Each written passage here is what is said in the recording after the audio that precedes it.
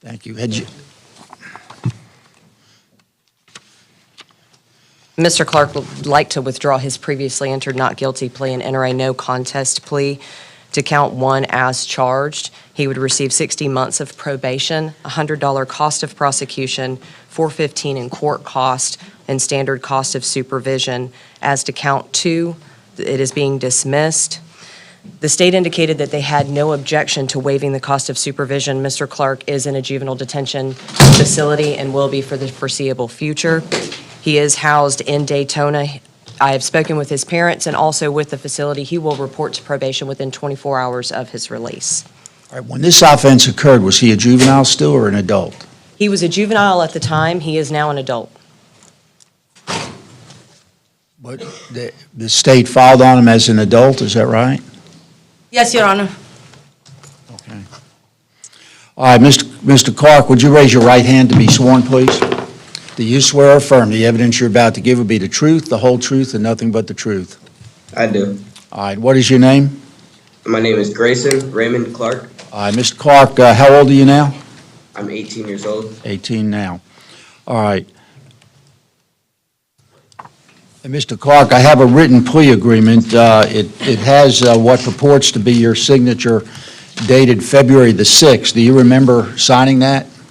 Yes, Your Honor. And prior to signing it, did you read it? Yes, sir. Did you understand it? Yes, sir, I did. Did you go over it with your attorney? Yes, sir, multiple times. Most of the time? Multiple times, sir. I apologize. Do you have any questions concerning the plea this morning? I do not. You heard your attorney indicate earlier what the plea was. Could you hear her? Yes, sir. And is that your understanding? Yes, sir. Has anybody forced or coerced or threatened you in any way whatsoever to enter a plea this morning? No, sir. And you understand that you're waiving your right to trial? Yes, sir. Have you had any drugs or alcohol within the last 24 hours? I have not. And has anybody forced, coerced, or threatened you to enter this plea this morning? No, sir. So what you're telling me is you're entering this plea freely and voluntarily of your own will, is that right? Yes, Your Honor. All right, was this probation, I presume, was going to be consecutive to his juvenile detention, is that right? And Mr. Berry, this is the one that we had discussed that he could go ahead and enter a probation plea while in the juvenile facility. Start right now, all we care. It was our understanding that he would start while he is serving in the juvenile facility. And that was the state's understanding as well? Yes, Your Honor. All right. Court then is going to find that on, and his plea is nolo contendere to count 1, is that right? That's correct, Your Honor. All right. On count 1, carrying concealed firearm, he'll be adjudicated guilty. I'm going to sentence him to 60 months or 5 years probation under the following terms and conditions. He'll be required to pay, I'm going to waive the cost of I'll strike that. He'll be required to pay $100 cost of prosecution, $415 court cost, and the cost of supervision will be waived, especially since he's in a detention facility. Thank you, Judge. He'll remain in the Daytona Juvenile Residential Facility. This probation will run concurrent with his juvenile sentence, and he'll be required to report within 24 hours, report in person, within 24 hours of his release from the residential facility to state probation, which is located at 250 West Pine Avenue in Crestview. And he may terminate or seek to terminate his probation after 30 months, provided all requirements have been met and there's been no new law violations. And of course, it goes to say any probationer, but this one in particular, is not to be in the possession of or use firearms or ammunition while he's on probation. Absolutely, Judge. And I do have a score sheet, Judge, if I may approach. All right. And actually, since it's a felony, he's not to be in possession of firearms at any time. And Your Honor, do we know the name of that facility? Daytona It's Juvenile. that Daytona Juvenile Residential Facility is what it says.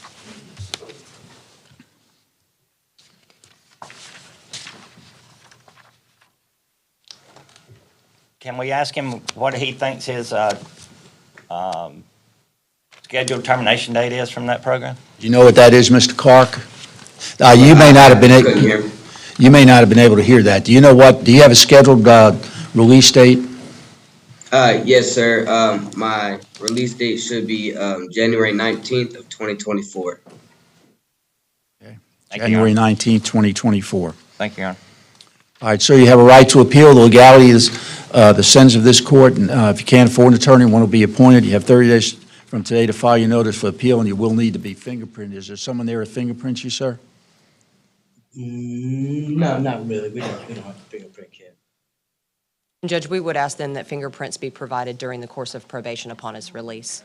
All right, we'll go ahead and do that. He will need to be fingerprinted on this, and I think they can do it while he's at the juvenile detention facility, but he'll need to be fingerprinted. Absolutely, All right, Judge. good luck to you, sir. And I do Sure, have thank one you. other, Judge, but I'd like to pass that one for just a few moments. All right. Thank you. All right, I'm going to turn the Zoom off if I can figure out how to do that.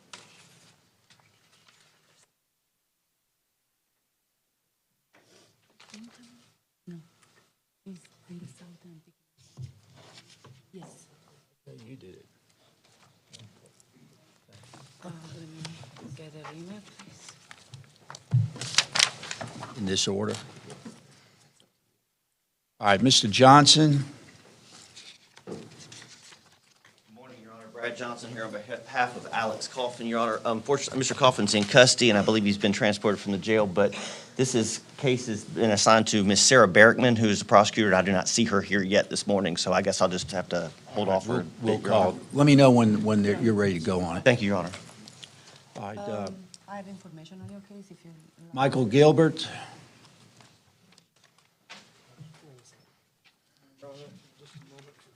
What's your guy's name? What's your guy's name? And you have, your client is Ronnie Fowler, is that right? Yes, sir. Okay. Just here on a docket day. With Christine or with Sarah? Sarah.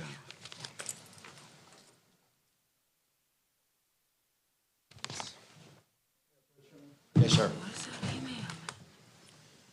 Thank you. Thank All you, right, Your Honor. I'm sorry. All right, you're Ronnie Fowler? Yes, sir. All right, Mr. Fowler, would you raise your right hand to be sworn, please? Do you swear or affirm the evidence you're about to give will be the truth, the whole truth, and nothing but the truth? Yes, sir. And this is going to be a plea, is that right? Yes, Your Honor. Mr. Fowler, I have a written plea in front of me that was just handed to me by your attorney. It has what purports to be your signature on it, dated today. Is that your signature, sir? Yes, sir. And prior to signing this, did you read it? Yes, sir. Do you understand it? Yes, sir. Did you go over it with your attorney? Yes, sir. Did he satisfactorily explain the terms and conditions of the written plea to you? Yes, sir. And do you have any questions concerning it this morning? No, sir.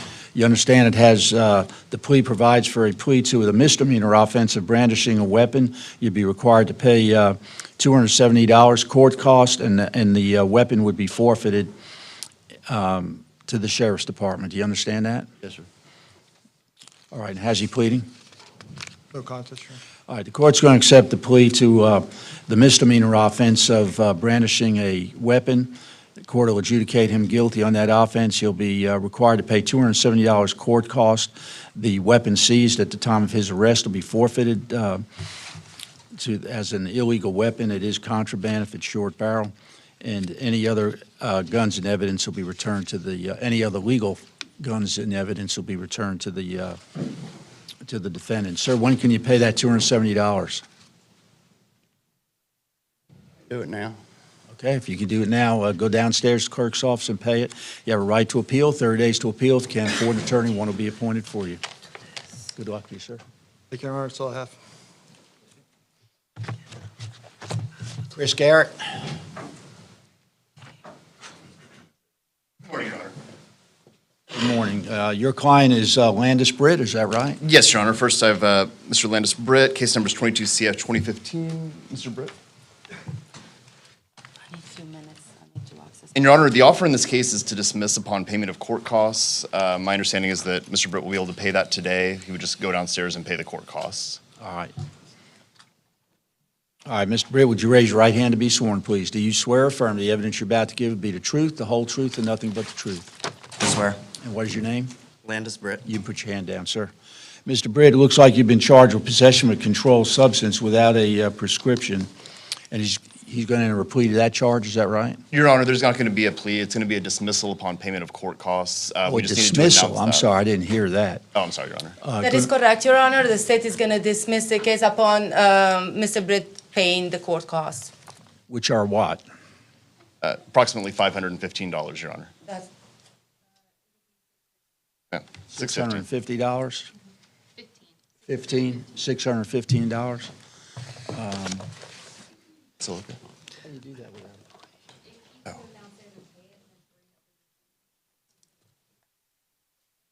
Without a plea. All right, sir, do you have the $615 today? Your Honor, I had thought that the court costs were going to be more like $515. Mr. Britt doesn't quite have the full $615 today, that he could pay a lot of it, or I got 520 on me. $520. All right, well, do it, let's do it this way. If he can pay it on or before Thursday, which is the 9th, I'm going to be back in court on Thursday. If he can pay it on or before that Thursday, he just bring the receipt to the clerk, and the clerk be directed to dismiss the case without further hearing. If he does not, he'll need to be back before me again this Thursday at 9 a.m. You understand that, sir? Yes, sir. All right, you're free to go. Good luck to you. Is that okay? Yeah. Just call the office if you have any questions, okay? Mr. Garrett, you also have a Leroy Hill, is that right? Yes, Your Honor. Mr. Hill? Chris Garrett on behalf of Leroy Hill. Case number is 22 CF 2291. Your Honor, the offer from Mr. Hill is also to dismiss upon payment of court costs. In addition, the state had no objection to the firearm seized during Mr. Hill's arrest being returned to him. I don't believe there are any citations associated with his case. Did you get a citation for anything, like for speeding, anything like that? Well, this says possession of a short-barreled rifle or gun. How is that going to be legally returned to him? Since that's I contraband. thought it was just possession of a controlled substance, Your Honor. I'm sorry. I'm looking at the wrong one then. You're correct. I apologize. All right, how much of the cost on this one? $615. Sir, do you have that $615 with you today? You do. All right, if you go downstairs to the clerk's office, pay that amount, bring the receipt back to the clerk, and the case will be dismissed. Yeah, so you'll make an appointment. And Your Honor, just for the record, there was no dismissal from the state on the firearm being returned.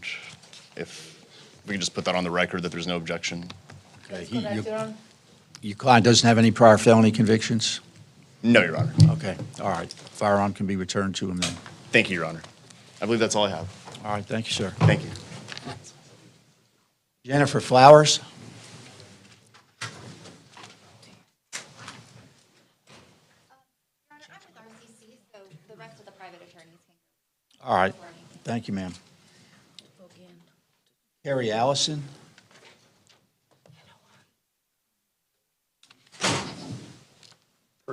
Carrie Atkinson, I'm sorry, I That's no problem. apologize. I represent Allison Knight. Judge, can I pass her? I hadn't had a chance to talk to her today. Okay. Coy Browning?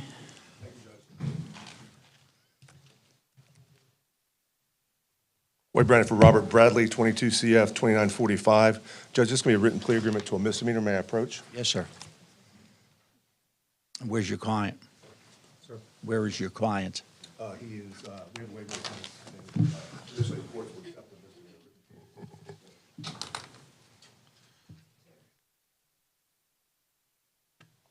So you're waiving his appearance for this then? Yes, Judge.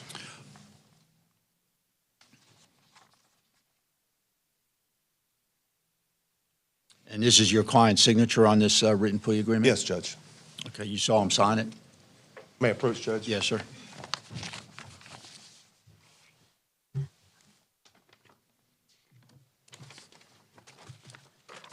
That's an electronic signature.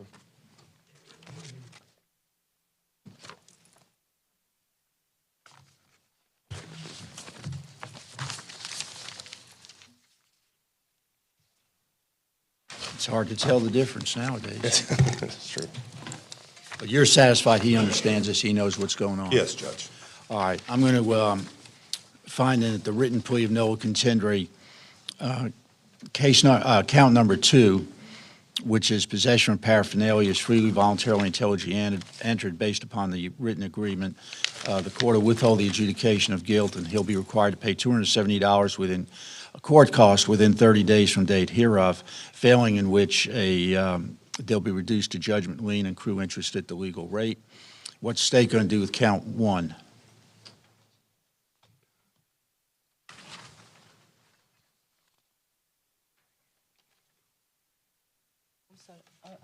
Bradley, count one. What are you going to do with count one? It's not cross, Your Honor. Okay, count one is not processed. Judge, next I have Melissa Fournier, 22 CF 1711. Ms. Fournier is approaching. Judge, I have a written plea agreement I need to get signed by the judge or by the state. May I have a moment? Yes, sir. Ma'am, would you raise your right hand to be sworn, please? Do you swear or affirm the evidence you're about to give be the truth, the whole truth, and nothing but the truth? And what is your name? Melissa Kim Fournier. Okay.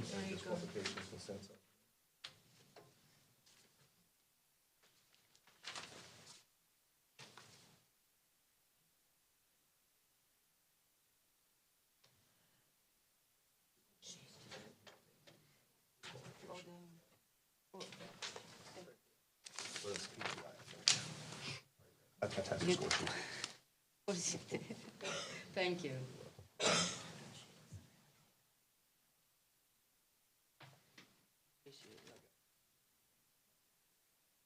May I approach, Your Honor? Yes, sir. Thank you.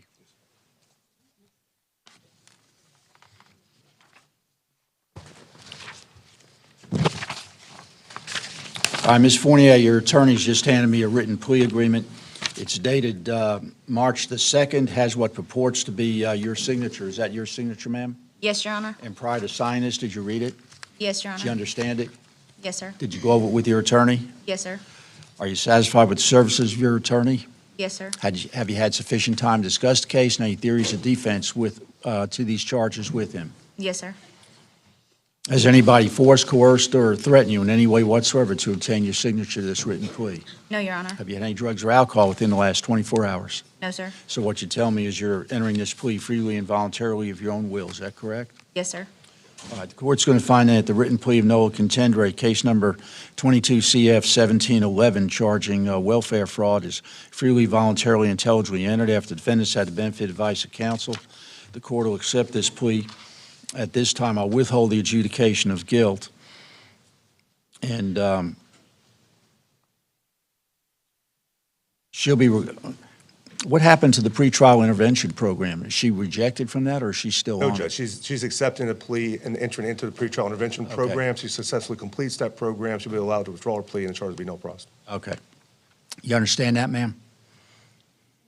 You under the pretrial intervention agreement, and you complete that, and the charge will be dismissed.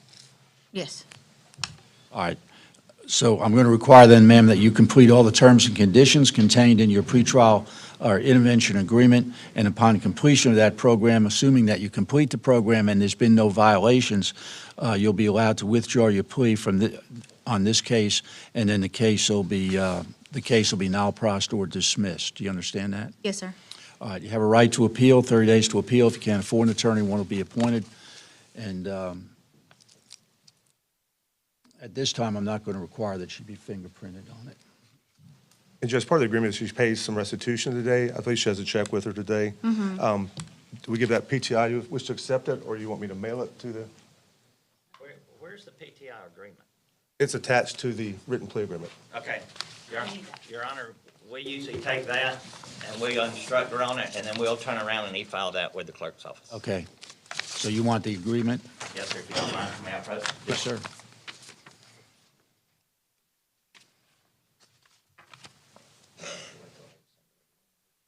Okay. Thank you. And it is a guideline sentence.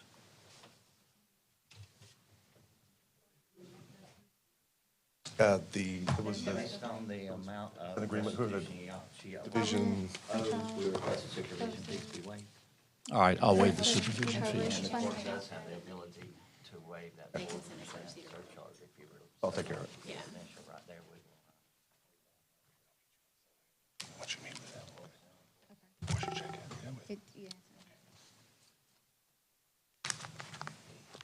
The victim can get every bit of it.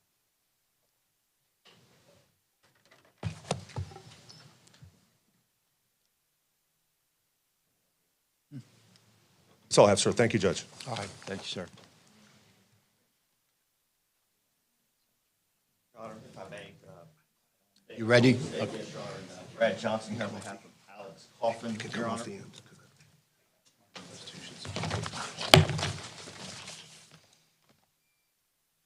Coffin is 21 CF 1226. Your Honor, I'm sorry, actually.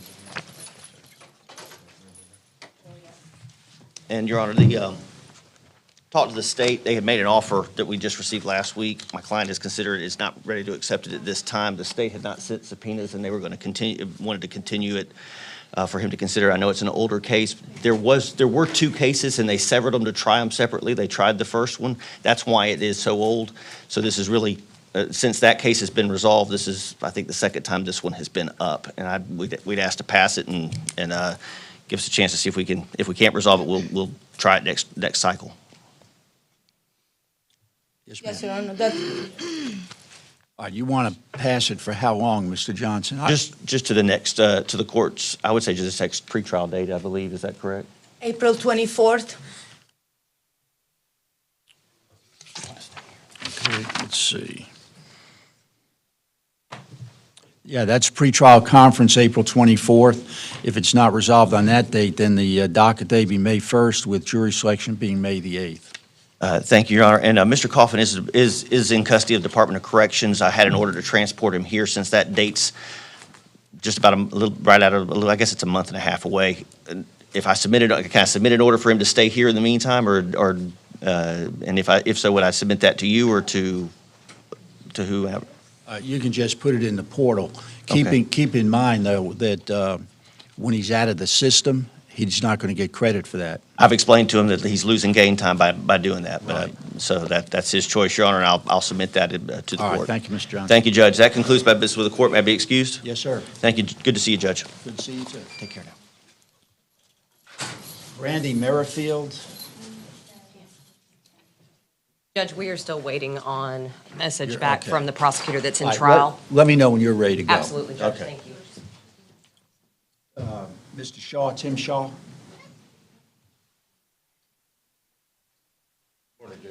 Good morning. Judge, first case I have on the docket is Jesse Hartzog, 20 CF 2976. We have deposition set for March 29th, and also awaiting some information on two warrants that were issued on the case. We'd asked to be put on the April date. Mr. Hartzog notified me this morning that he was, may I approach? Yes, sir.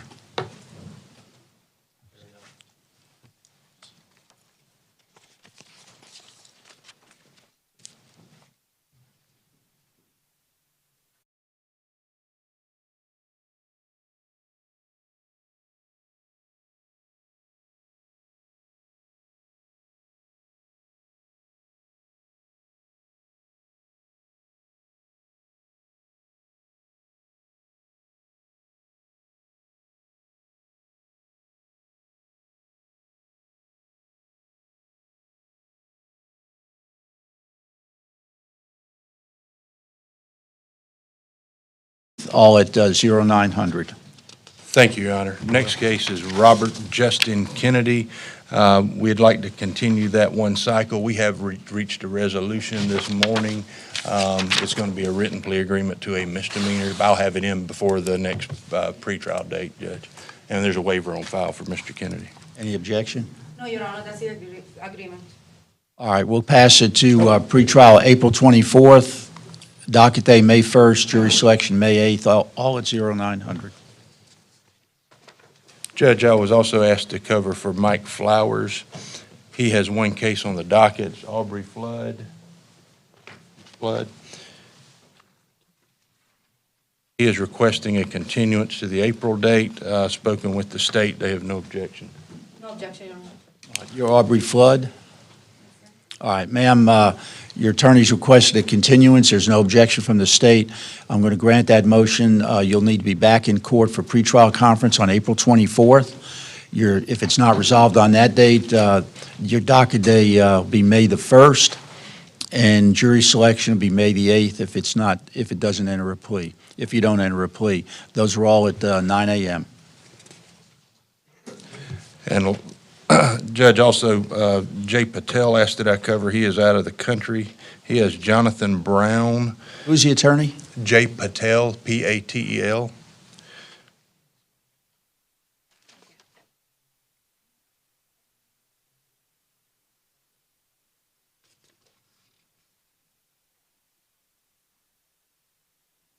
What's his client's name? Jonathan Brown, Brown.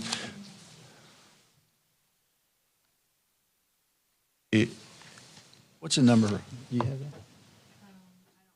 It may have already been, I guess it could have already been continued. Do you have it on the docket, Jonathan Brown?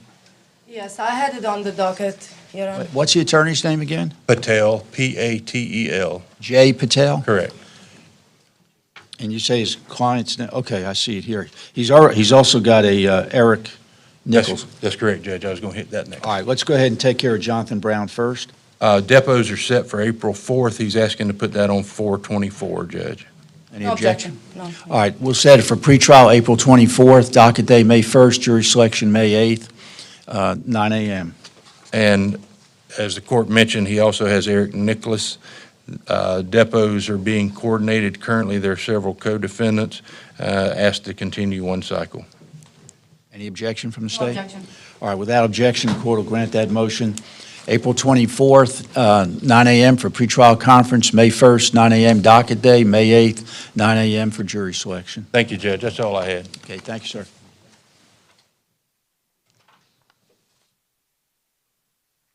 Marty Nopes.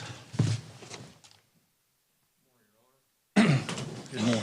Judge, I've got Chad Blotta, and he's present, Your Honor.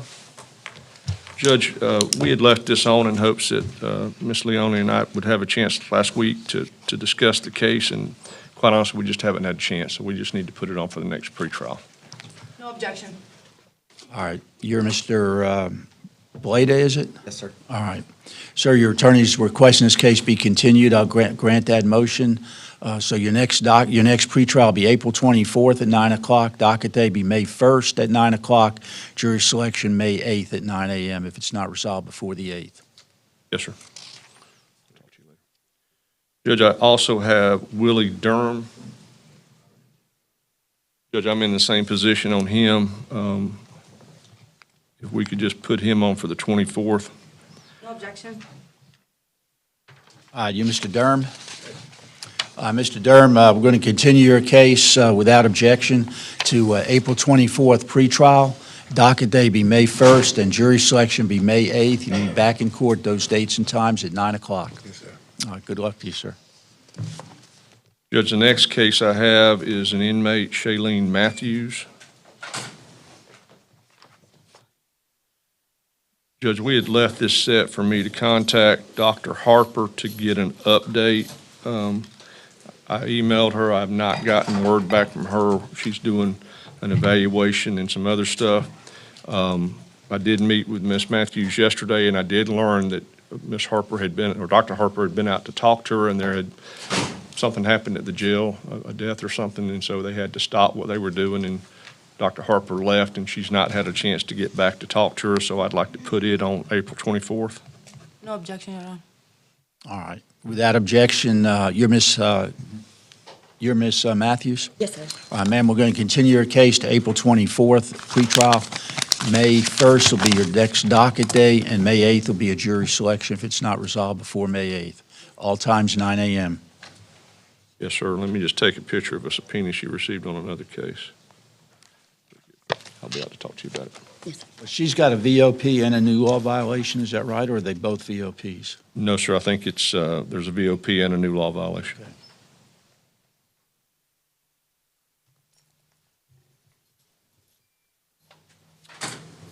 Your next case is Tyshawn Morris, is that right? Yes, sir, may I approach? Yes, sir.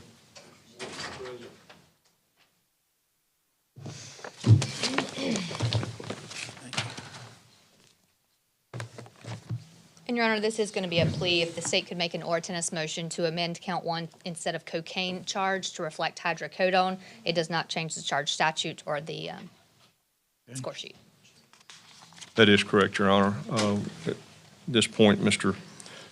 Morris would enter a no contest plea to the possession charge along with the paraphernalia charge, with the understanding he'd be adjudicated guilty on both counts. He'd be placed on probation for 12 months, $615 in court cost, $150 court-appointed legal assistance fee. He'd have to complete a drug evaluation and any treatment if recommended, and we're asking the court to waive the cost of supervision. All right, sir, would you raise your right hand to be sworn, please? Do you swear or affirm the evidence you're about to give be the truth, the whole truth, and nothing but the truth? Yes, sir. And what is your name? Tyshawn Morris. All right, you put your hand down, Mr. Morris. Sir, I have a written plea agreement dated today. It has what purports to be your signature. Is that your signature? Sir. And prior to signing this, did you read it? Sir. Did you understand it? Sir. Did you go over it with your attorney? Sir. Did he satisfactorily explain the terms and conditions of the Yes, written sir. plea to you? Do you have any questions concerning it this morning? Sir. Are you satisfied with the services of your attorney, Mr. Noakes? Sir. Has anybody forced, coerced, or threatened you to sign this written plea? Sir. Have you had any drugs or alcohol within the last 24 hours? Sir. So what you say yes? No, sir. No. So what you tell me is you're entering this plea freely and voluntarily of your own will. Is that correct? Yes, sir.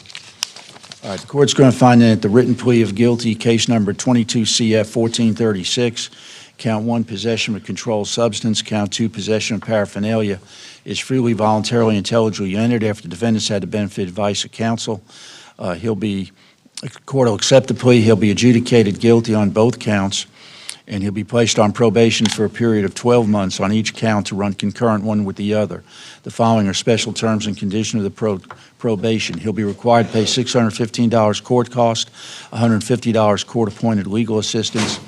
I'll waive the cost of supervision. He'll be required to undergo drug evaluation and any follow-up treatment as required. He'll be subject to random urinalysis and/or blood testing to assure that he's not violating that term of his probation.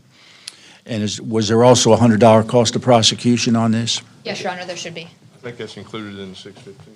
We try to separate it. Got to separate, yeah. So 515 plus the $100 cost of prosecution. All right. So the 615 includes $100 cost of prosecution.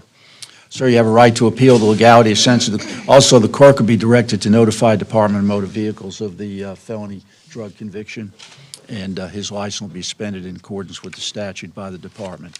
Sir, you have a right to appeal the legality of sentence to the court. If you can't afford an attorney, want to be appointed, you have 30 days today to file your notice of appeal, and you will need to be fingerprinted on this charge, and this is a guideline sentence. Good luck to you, sir.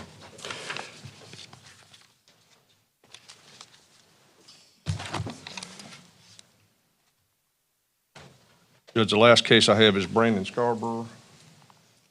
And Judge, I'm going to ask to continue that one last time.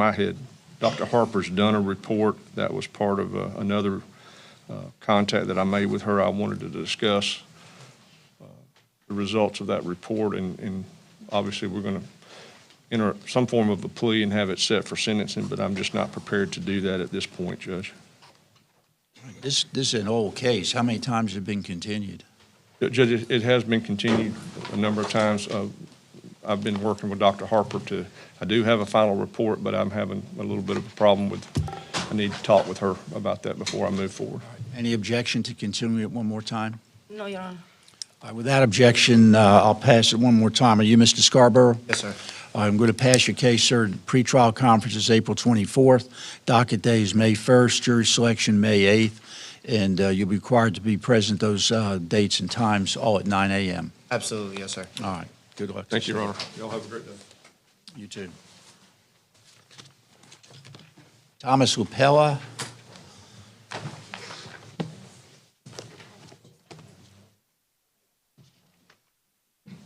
Mr. Lupella, you have an Ivan King, is that right? Yes, I do. Mr. King is an inmate.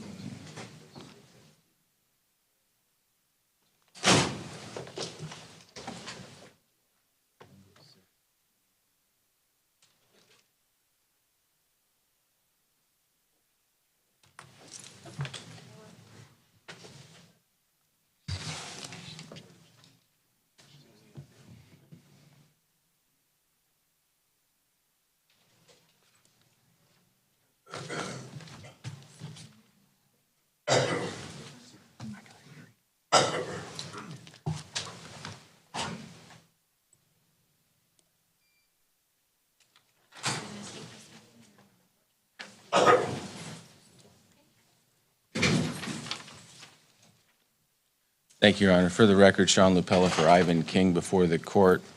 Your Honor, this case was set from pretrial to today for a status, basically a status hearing.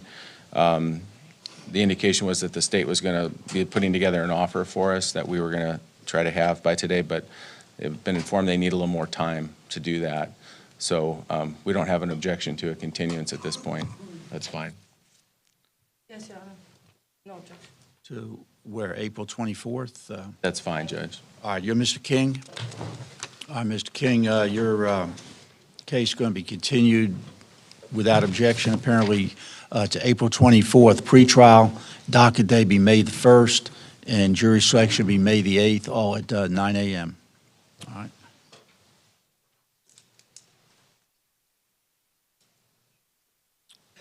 You have a Robert Neidner, too? I do, Your Honor.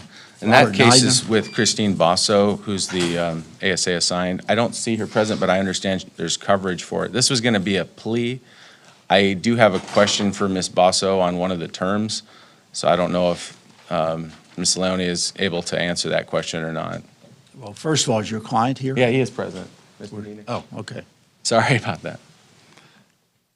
If I may, Your Honor, as he is approaching, I do have some notes on the terms. Can you please tell me what the question is?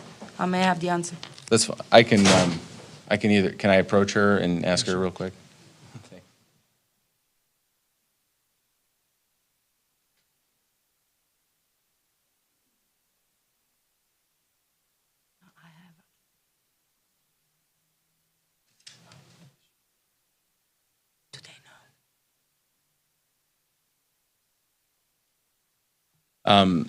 The question I wanted to ask her about was about adjudication, and there's no notes according to the paperwork there. I don't know if she's planning on coming later this afternoon or this morning, if they're picking a jury down in the south end. I guess I'd ask to pass it to see if I can get an answer somehow, and if not, then we'll see. I'll readdress it with the court, I suppose. All right. You want to pass it for how long? Just for a little while this morning and see if I can get some answers. And All right, then we'll recall it. Just let me know when you're ready. I will, Your Honor. Thank you. The only thing, Your Honor, if I may, my notes from ASA Boso show that she's requesting an adjudication of guilt. Right. There was some mitigation we sent late last week that we hadn't heard after she'd reviewed that if she had changed her mind or not. So, but I don't know. I just need to know if she had had a chance to, if she's going to say no to that question for sure or not before we enter the plea, if she's reviewed the mitigation. All right. Well, go ahead and see if you can contact her, and then come on back and let us know if you're ready or not. All right. Thank you. I didn't know she wasn't going to be here today, so All right, I understand. Okay. All right, Mr. Neidner, we'll need you, you can sit back in the gallery. We'll need you to remain here today until you're released. Thank you. The last matter I have this morning, Judge, is Christopher Whitaker. Mr. Whitaker's presence was waived for today. This case is set for trial for the week of 3/13. Okay. And in Okaloosa County, I presume it's the same, you pick all your juries on that Monday, 3/13? All right. So you'll pick, I think Judge Nickinson is going to be there to select juries that day. So we'll leave it set on the docket for March 13th at, what time do y'all start, 9 or 8 a.m.? 9. Oh, 9 a.m. 9 a.m. for jury selection on the 13th. Very good, Judge. And that's all I have, and I'll readdress the issue of Mr. Nieder in a moment. I know that I'm only available Monday through Thursday. I don't want to vouch for the states, how many witnesses they're going to call. I would anticipate it, though, being no more than 2.5 days with the jury selection included. Excuse me? I do not know. That's up to the court, I'm assuming. And it also depends on how many trials we have scheduled. Well, if it's going to last more than one day, you're going to be picking the jury on Monday, the 13th, and you may need to talk to the judge about what days during the week to set it, because it looks like the only judge that's going to be here more than one day that week is Judge Rimmer. We have Judge Rimmer and Judge Nickinson. And he'll be here Wednesday and Thursday. would we pick, so the idea is that we may be picking a jury with Judge Nickinson on Monday, and if it's not a pick and go and finishing on Monday, then it'd go to another Oh, if you day? can pick and go on Monday and get it done, yeah, Judge Nickinson will do it. I've never But done I that thought with you a told me it's felony. going to take 2.5 days. Well, I think, I would say that if we pick the jury on Monday, we start the next morning with opening, we could probably be done in one day. Okay. You'll need to resolve that on the 13th, Right. actually. After you talk with the state and you get a better idea how long it's going to be, let Judge Nickinson know and he can set it during that week. But Okay. like I say, the only judge that I see is going to be here more than one day that week is Judge Rimmer. Okay, it's just difficult to notify our witnesses, but we'll do the best we can. We'll be here on Monday morning. Okay. Thank you, Judge. All right, thank you.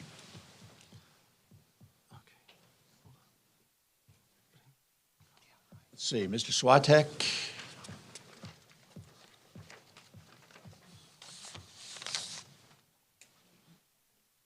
Good morning, Your Honor.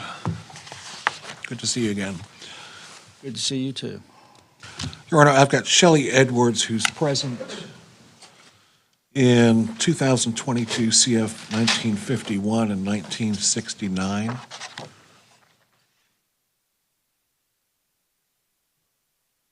Two separate cases, battery on it's like two different batteries. Right. Battery on a jail employee and battery on a officer or a firefighter.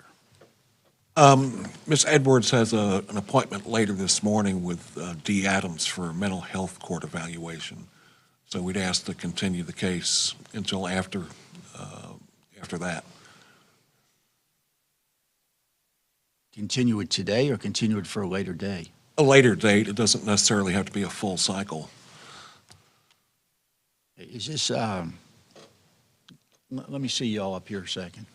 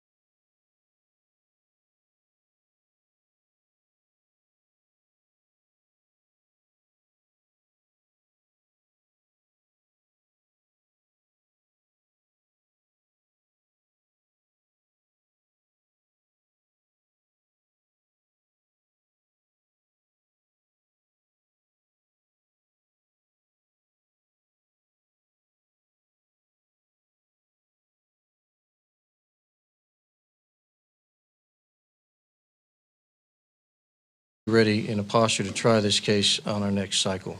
We do need to continue this to the 24th. No objection, Your Honor? You're Anthony Roca. Is it Roca or Rocca? Roca. Roca. Mr. Roca, I'm going to grant your attorney's request for continuance set at April 24th, pretrial, May 1st, docket day, May 8th, jury selection, all times at 9 a.m. All right. Your Honor, I'm also covering for Mr. Gil Powell. He is, one matter on the docket is a Crystal Martinez. I believe she was supposed to appear via Zoom.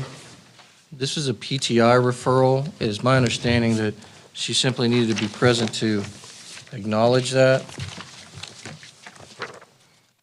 Christina Martinez. She was supposed to appear via Zoom, is my understanding, Judge, on video phone. It wasn't related to me, so I thought we only had one Zoom, but let's see. Hold on.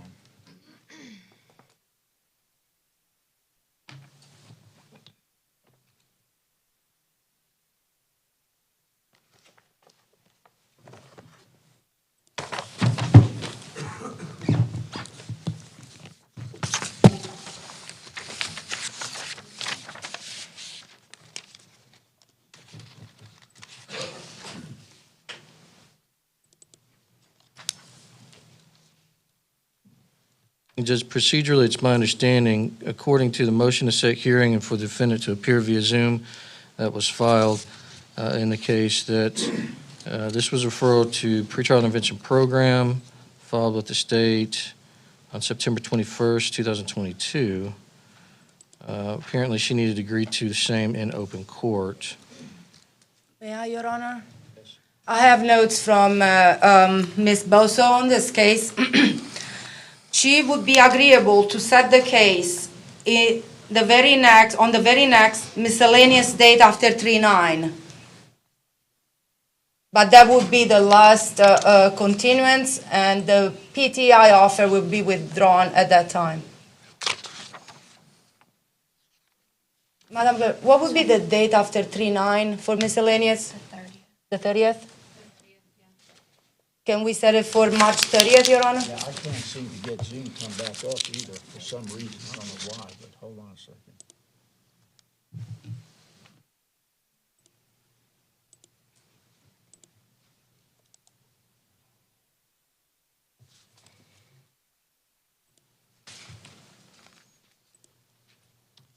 It's not returning me. I can't even get in. It says return to meeting and. I hope so.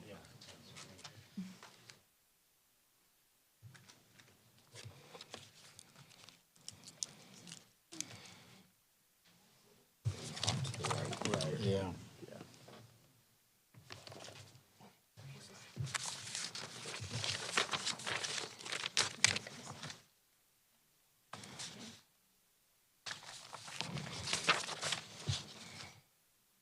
I don't see anyone in the waiting room anyway. There's nobody in the waiting room. So, Judge, is that correct? Did I get that date correct? That's what I think I heard. Let me get this back.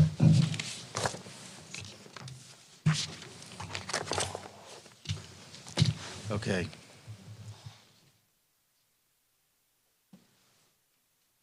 Very good, Your Honor. If I may be excused until we can confirm Mr. Perez, and I'll jump back in.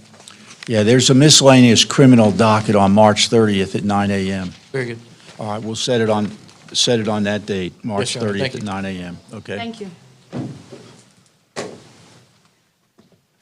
Ryan Hardy? Your Honor, he has a hearing down the hall. He asked to pass this. Okay.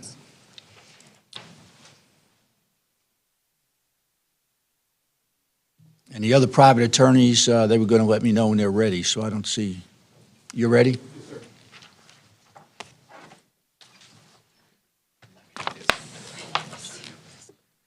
And your name, sir? Good morning, Your Honor. My name, for the record, is Jeremy Keach, Keich. And I should have two defendants on your docket today. Okay, you have a Donovan Smith, is that right? That's correct, Your Honor. And Your Honor, if we could, I spoke with the state, if we could put Mr. Smith's case on for Thursday.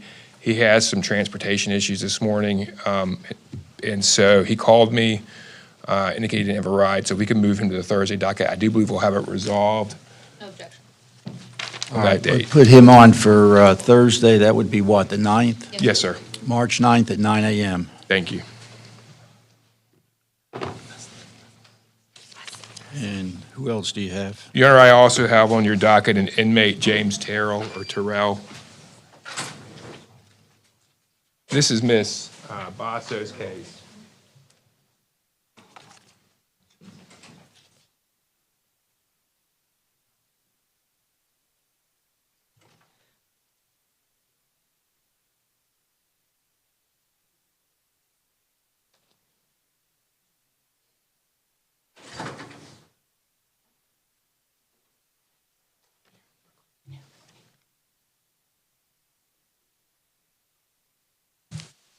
James Terrell?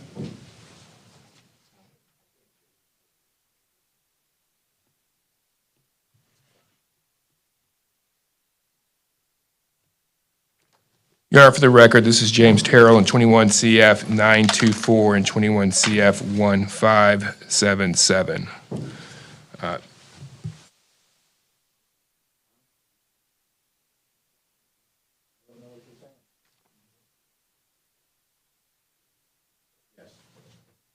Judge, I met with Mr. Terrell last week at the jail after we had set his cases for trial, and he indicated that he would like to proceed pro se in both cases.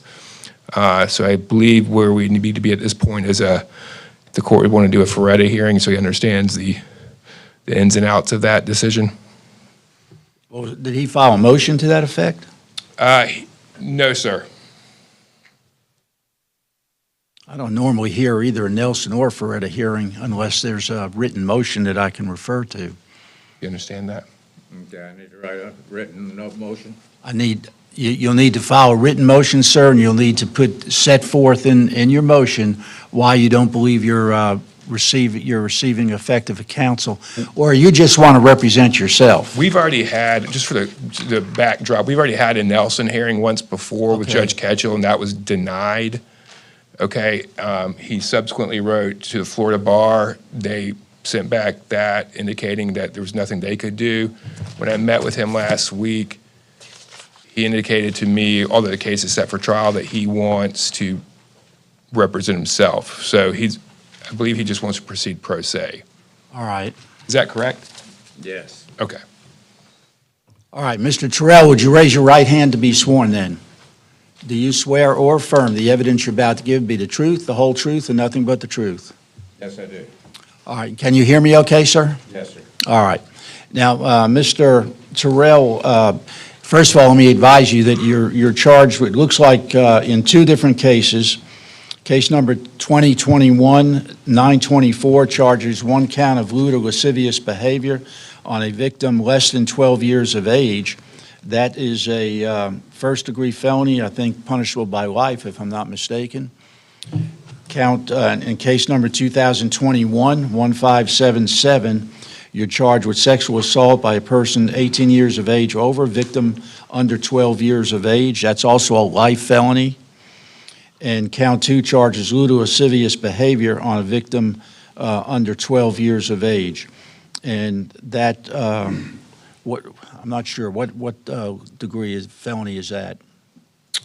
Count two. Second degree? Judge, he's actually charged in both cases. They're both punishable by life, or both counts are punishable by life.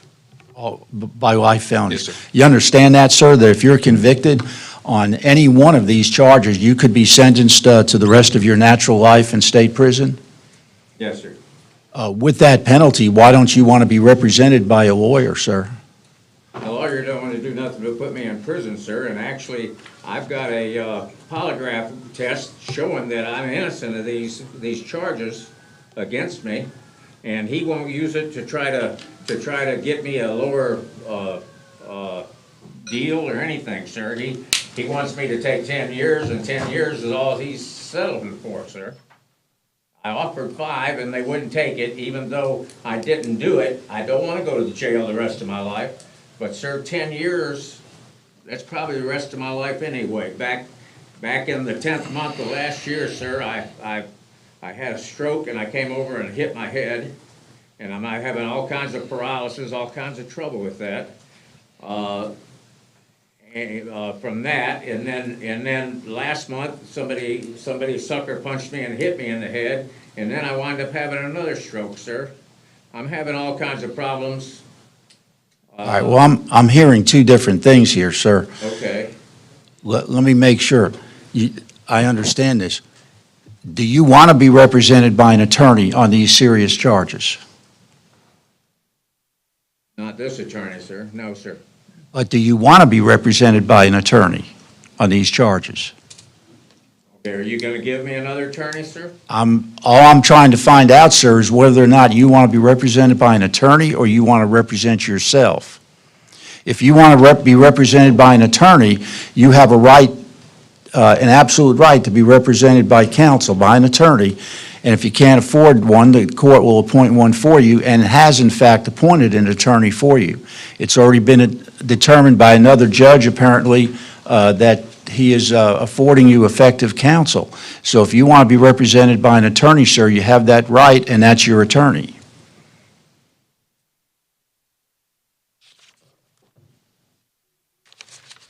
What do you want to do? Well, you're kind of throwing me into a thing here, sir. What I Well, wasn't ready for. let me put it a different way. You have a right to be represented by an attorney of your choice. You can hire your own attorney if you can afford it. You always have that right. Or you have a right to an appointed court attorney, but you don't have a right to choose your court-appointed attorney. You understand what I'm saying? Yes, sir. I understand what you're saying.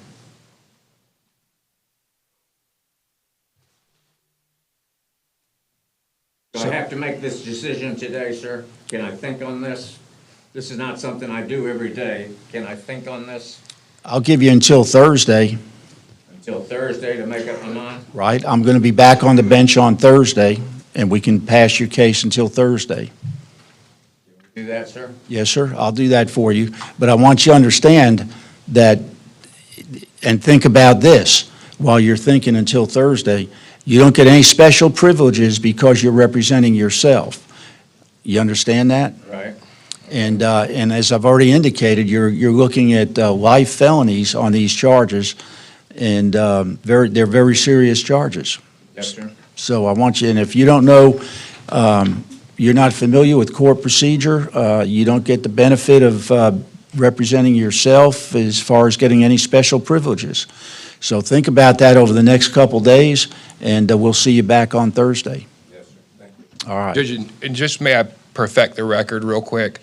He keeps mentioning 10 years. That offer is no longer on the table for him. The state offered it. He indicated he would accept it at one point, changed his mind, asked for it to be put back on the table. The state did that. He then declined it for a second time. So currently, there is no offer extended to him.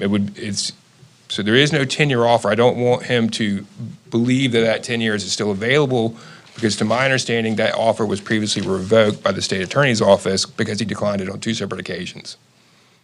Who's prosecuting it? Ms. Basso, who's in trial. Is that right, Ms.? Oh, she's in trial now. Yeah. Yes, sir. Okay. Yeah, what Mr. Kitch stated is correct. So there's no offer The on offer was it? revoked, and there is no offer right now, yes. Okay. All right. You understand that, sir? Yes. All right. We'll see you back Thursday. Okay. Okay? Counsel, I'm going to ask you to come back on Thursday. Yes, sir. Thank you. May I be excused for today? Yes, is that the last case you had? Yes, sir. Yeah, you're free to go.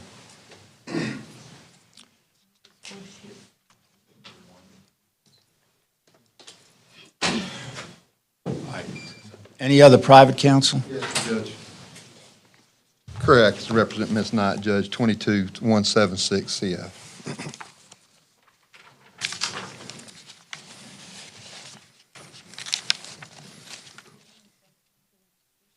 Okay.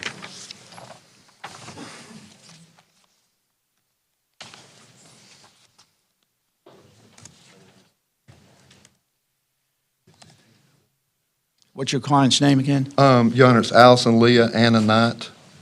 Knight. Okay.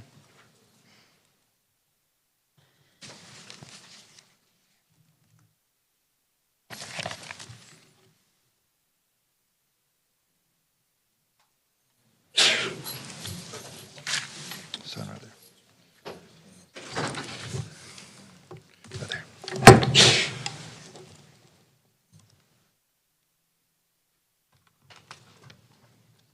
Your Honor, this is the state of Florida versus Anna Knight, Allison Knight, case number 2222-176. Judge, you'd like to withdraw our previously entered plea of not guilty and plead no contest to possession of possession, controlled substance, possession of marijuana under 20, possession of drug paraphernalia, and then smuggling contraband into a county detention facility. That's 2 misdemeanors, 2 5-year felonies, with the understanding that she'll be adjudicated guilty, receive 2 years community control consecutive to a DOC sentence that she's serving out of Holmes County right now, Your Honor. And on the misdemeanor, just be credit for time served of 60 days. She'll sign up and complete any programs within Department of Corrections and get credit for that, and it'll be standard court costs and fines. And she has to report in within 24 hours after being released from prison. And Judge, she's asking a recommendation for Gadsden CI, and we know it'll just be a recommendation, but that's what we're asking. Your Honor, may I approach? Yes, sir.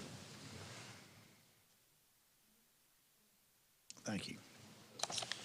All right, ma'am, would you raise your right hand to be sworn, please? Do you swear or affirm the evidence you're about to give will be the truth, the whole truth, and nothing but the truth? Yes, sir. And what is your name? Allison Leanne Knight.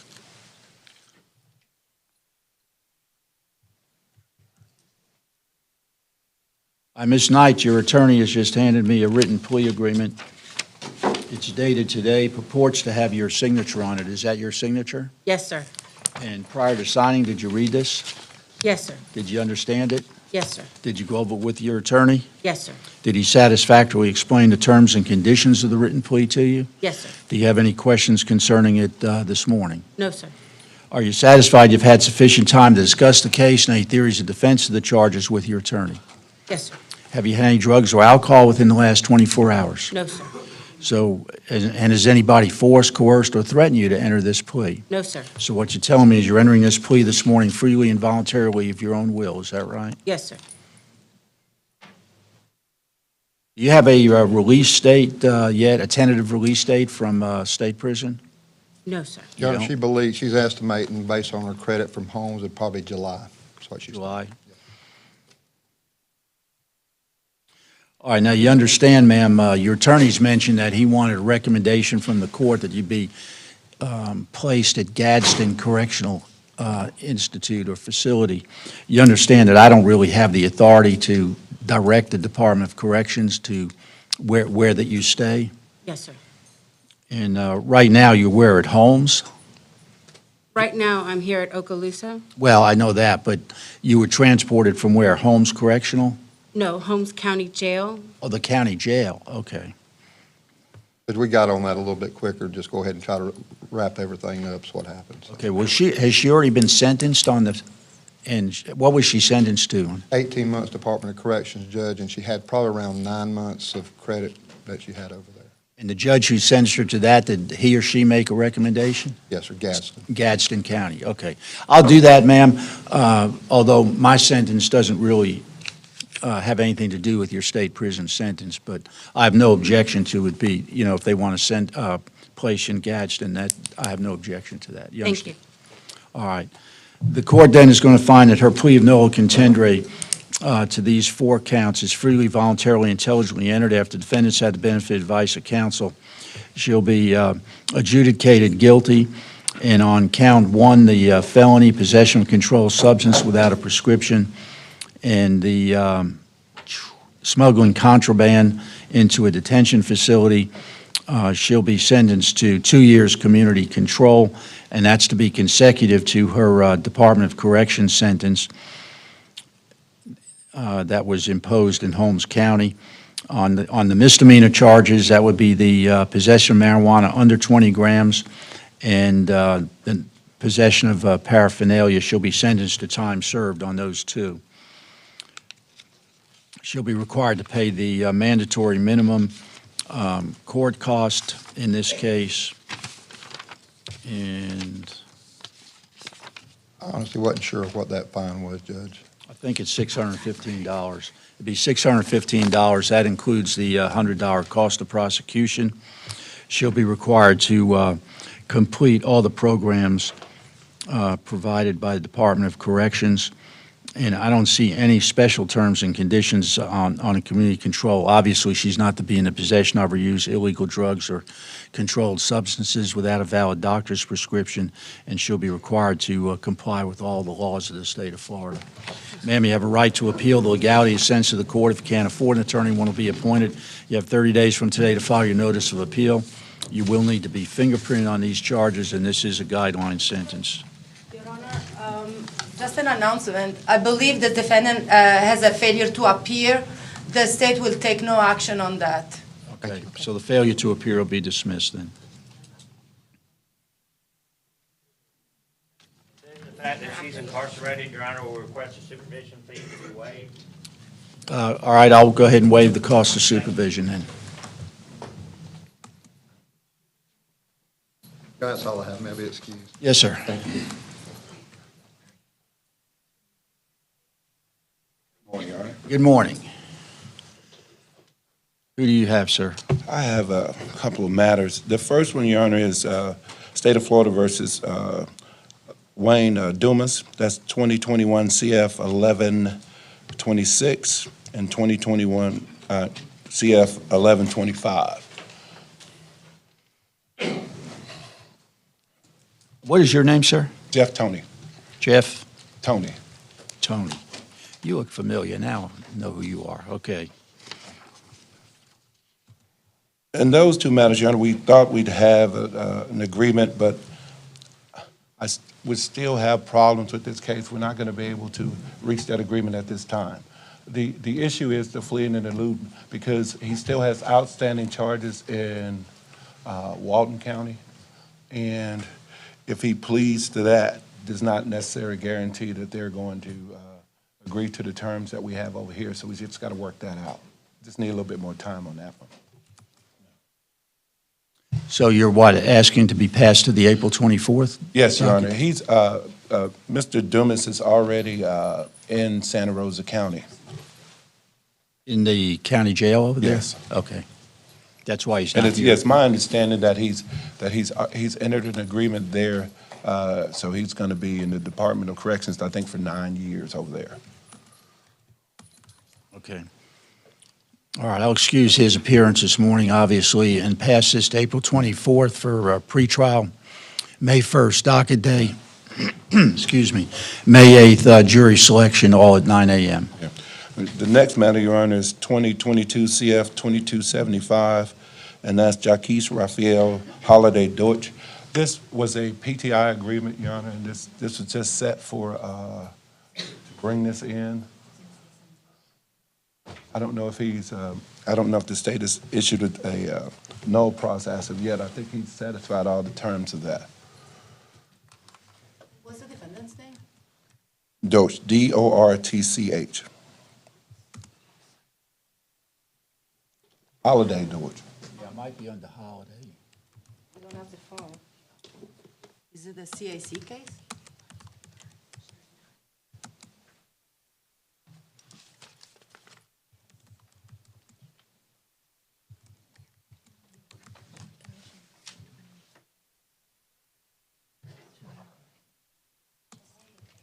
Where's your client this morning? It's a waiver, Your Honor.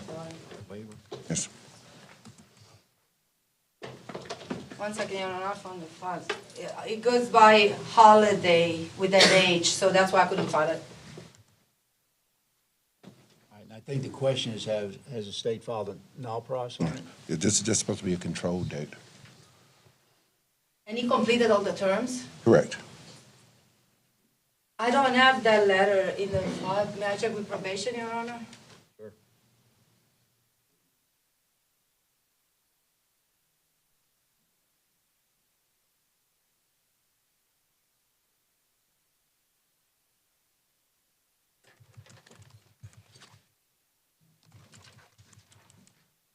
Your Honor, if you'll give me a minute, I can check with the office to see if he's completed PTI. Just pass it, just for a second. All right.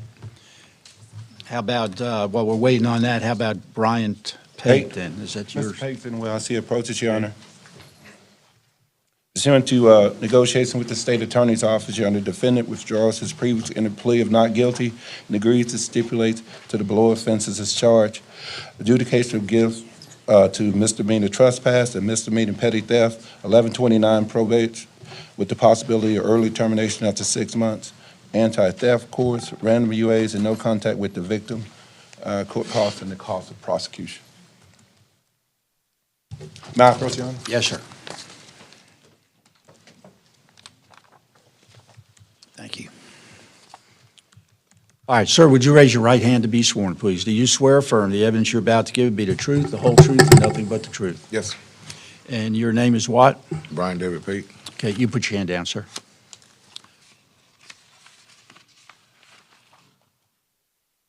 All right, Mr. Pate, I have a written plea agreement, which was just furnished to me by your attorney. Has what purports to be your signature. Is that your signature? Yes, sir. And prior to signing this, did you read it? Yes, sir. Did you understand it? Yes, sir. Did you go over it with your attorney? Yes, sir. Did he satisfactorily explain the terms and conditions of the written plea to you? Do you have any questions concerning it this morning? And are you satisfied with the services of Mr. Tony, your attorney? Of course. Has anybody forced, coerced, or threatened you to sign this written plea? Have you had any drugs or alcohol within the last 24 hours? So what you tell me is you're entering this plea freely and voluntarily of your own will. Is that right? Correct. All right, the court's going to accept the plea of nolo contendere to the lesser included offense on count 1 to be trespass and count 2 be petty theft, finding both to be freely, voluntarily, intelligently entered after defendants had the benefit of advice of counsel. The court will withhold the... Well, this is inconsistent here. Yeah, I'm sorry. I'll adjudicate the defendant guilty on the misdemeanor trespass and the minor misdemeanor petty theft charge.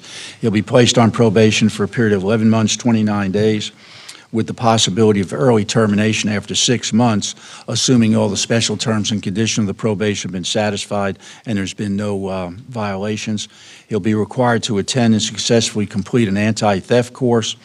He'll be subject to random urinalysis, and I presume the only reason that's there is that he's not to be in possession of or use alcohol or illegal drugs. Is that right? Yes, sir. Is that, you understand that, sir? What was it? I didn't hear the last part. I'm sorry. Say again? I didn't hear the last part. Say it again. The plea agreement provides for random urinalysis, and I said I presume that's there because you're not to be in the possession of or use alcohol or illegal drugs. You understand that? Mm-hmm. Okay, that's a condition then. You're also not to have any contact with the victim in this case, either direct or indirect, and you'll be required to pay court cost and cost of prosecution. And then in this case, that would be, what, $515? $270. How much? $270. Oh, that's right, they're misdemeanors, $270. $270, you can pay that over the course of your probation, sir. Anna, could we have the probation fees waived? Do you work? Barely. I mean, I do, but yeah. Yes, sir. What kind of work do you do? Work at Panera's. How much do you earn? Roughly. You know the hours they give me? Anywhere between 20 to... What's that average weekly income for you? Probably about $400 every 2 weeks. What's the cost of supervision? Would be what, $50? 40 if the court orders it. We're good with him waiving. Yeah, I'll go ahead and waive it for you, sir. Thank you, Your Honor. All right, you have a right to appeal, 30 days to appeal. If you can't afford an attorney, one will be appointed for you. And you do have to be fingerprinted on the theft charge. That's all I have. Thanks. Okay, thank you. Good seeing you. Let's see. Any other private attorneys?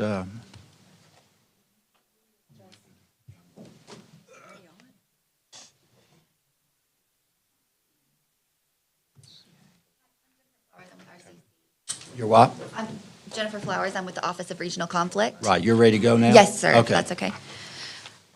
I have Miss Venetia Berry.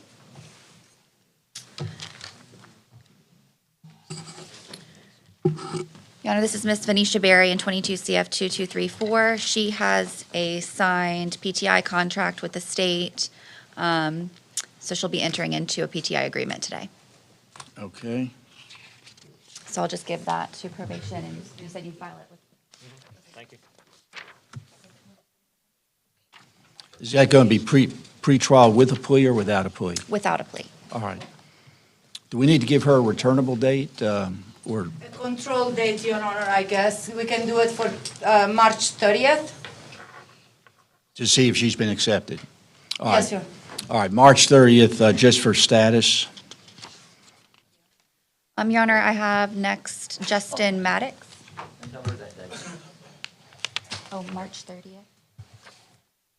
Sorry, what's the question?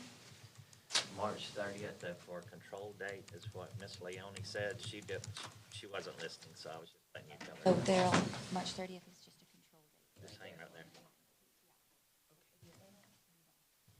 there. We're gonna get her in there today. Yeah. Okay. That's just, don't worry about that. Thank you. Okay. Thank you. Yeah. All right, next is Maddox. Justin Maddox. Yes, Your Honor. Justin Maddox here today in 22 CF 1754 and 22 CF 1843. He's prepared to enter a plea of no contest as charged in both cases. I have a plea agreement and score sheet. Would you like me to announce the plea or just approach with the plea? You can give me the plea. I'll Okay. read it. All right, sir, would you raise your right hand to be sworn, please?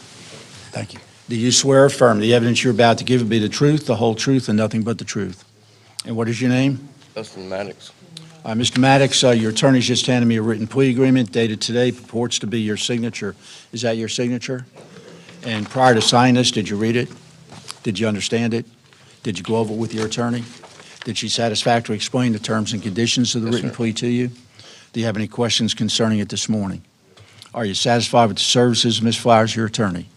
Has anybody forced, coerced, or threatened you to sign this written plea?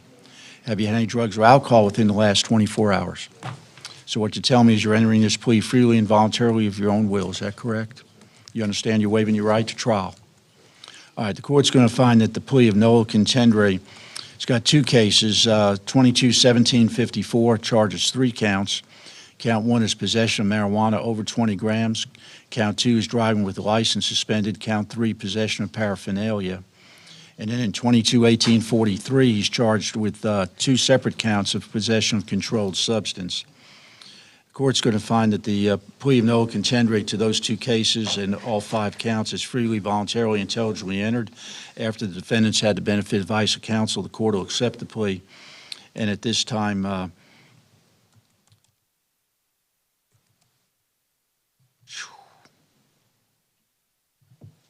was there a okay, I'm going to adjudicate him guilty on both cases, all counts. He's waiving his right to a PSI. He'll be placed on probation on all counts, both cases, and they'll run concurrent for a period of 11 months, 29 days. Special terms and conditions, he'll be required to undergo and successfully complete a substance use evaluation and any recommended treatment resulting from that evaluation. He'll be required to perform 25 hours community service work at the rate of no less than 5 hours per month. He's not to associate with any known drug dealers. He'll be required to pay $515 court cost, $100 cost of supervision, $150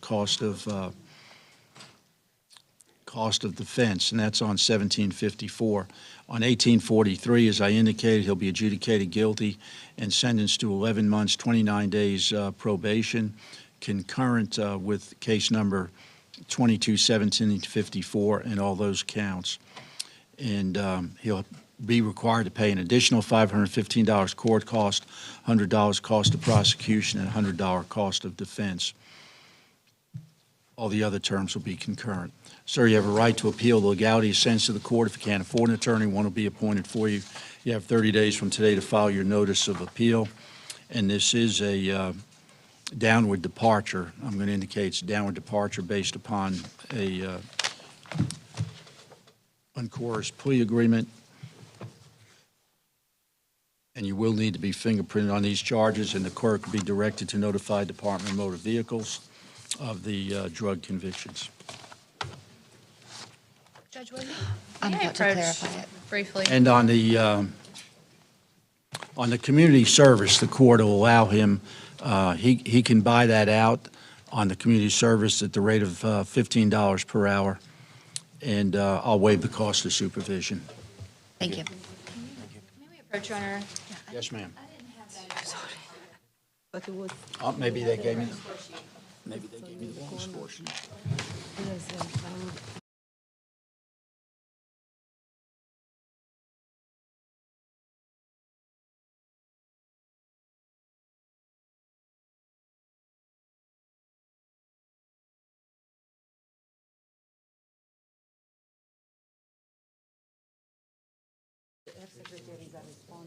Yes, that's very precious. Take that with you. You go there right now, yes, ma'am.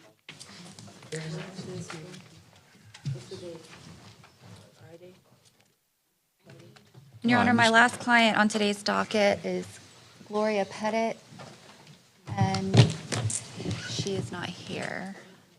What about, what about Gloria Pettit? Is that who you just called? Gloria Pettit, Gloria Dawn Pettit. Have you had any contact with her? Yes, I'm surprised that she's not here. I have tried to contact her this morning, though, and didn't. I'm not sure what's going on. What did she understand was going to happen this morning? We were going to continue the case. We thought there might be a resolution, but we were going to ask for a continuance. If there's no objection, she's been in really close contact with the state, allow her to be set on We Thursday. can set it for Thursday. March 9th, or that's March 9th, right, the miscellaneous date? And maybe if I can get in contact with her, she can show up that date. And if she's not there, obviously, a capias. Judge Rimmer issued a capias for the other day. Is there a capias Over the already? weekend. Yeah, Judge, she does have two cases. I'm showing she's on a signature bond. If there was a capias issued not too long ago, then I would just ask the court issue a capias on both cases. Well, there's an outstanding capias for her? It was, Clerk we says had yes. arraignment, last week. I had mentioned to the court that she probably misunderstood because she had just been in court with Ms. Flowers. But the state and the court wanted a capias, and they issued a capias. Well, the clerk confirms there is an outstanding capias for her. Okay. So she's failed to appear again. I'm going to issue a capias for her failure to appear. If you can get her in here on Thursday, we can address it and see if there was some misunderstanding. But right now, I'm going to issue the capias for her. Thank you, Your Honor. Okay. That's all I have. All right. Judge Mason did it. Well, it's failure to appear, no bond pending first appearance.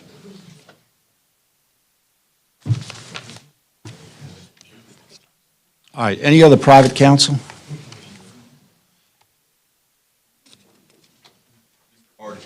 Ryan Hardy with Philip Merritt. Mr. Merritt's present and approaching. Your Honor, speaking with the state, I'm going to ask to continue this. We're going to get Mr. Merritt evaluated for a drug program. No objection. All right. Without objection, you're Mr. Hardy? You're Mr. Merritt? Yes, sir. All right. Without objection, then I'll continue to April 24th for pretrial. Docket day be May 1st at 9 o'clock. Jury selection May 8th at 9 o'clock. You need to stay in touch with your attorney, be back in court those dates, and cooperate with the pretrial investigator. All right. Thank you, Your Honor. That's all I have. I'm taking that as well. What about Thursday? He has a third case that. Is that today? It's with, just put it with mine. Well, they're all together. Okay. Are you going to file? Yes. All right. So you're representing him on all the cases.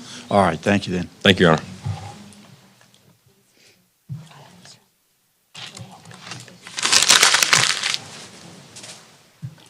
Any other private attorneys? All right.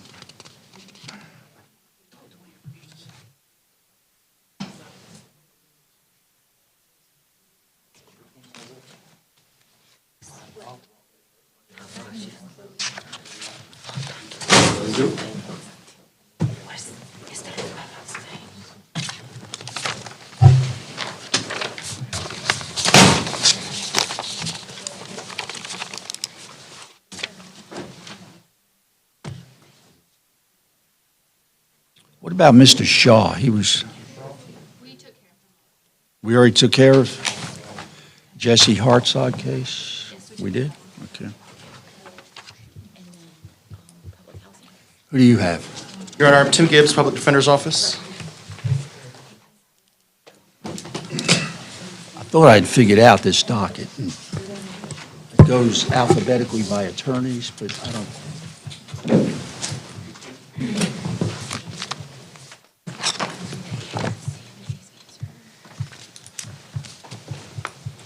Oh, there you are. Okay.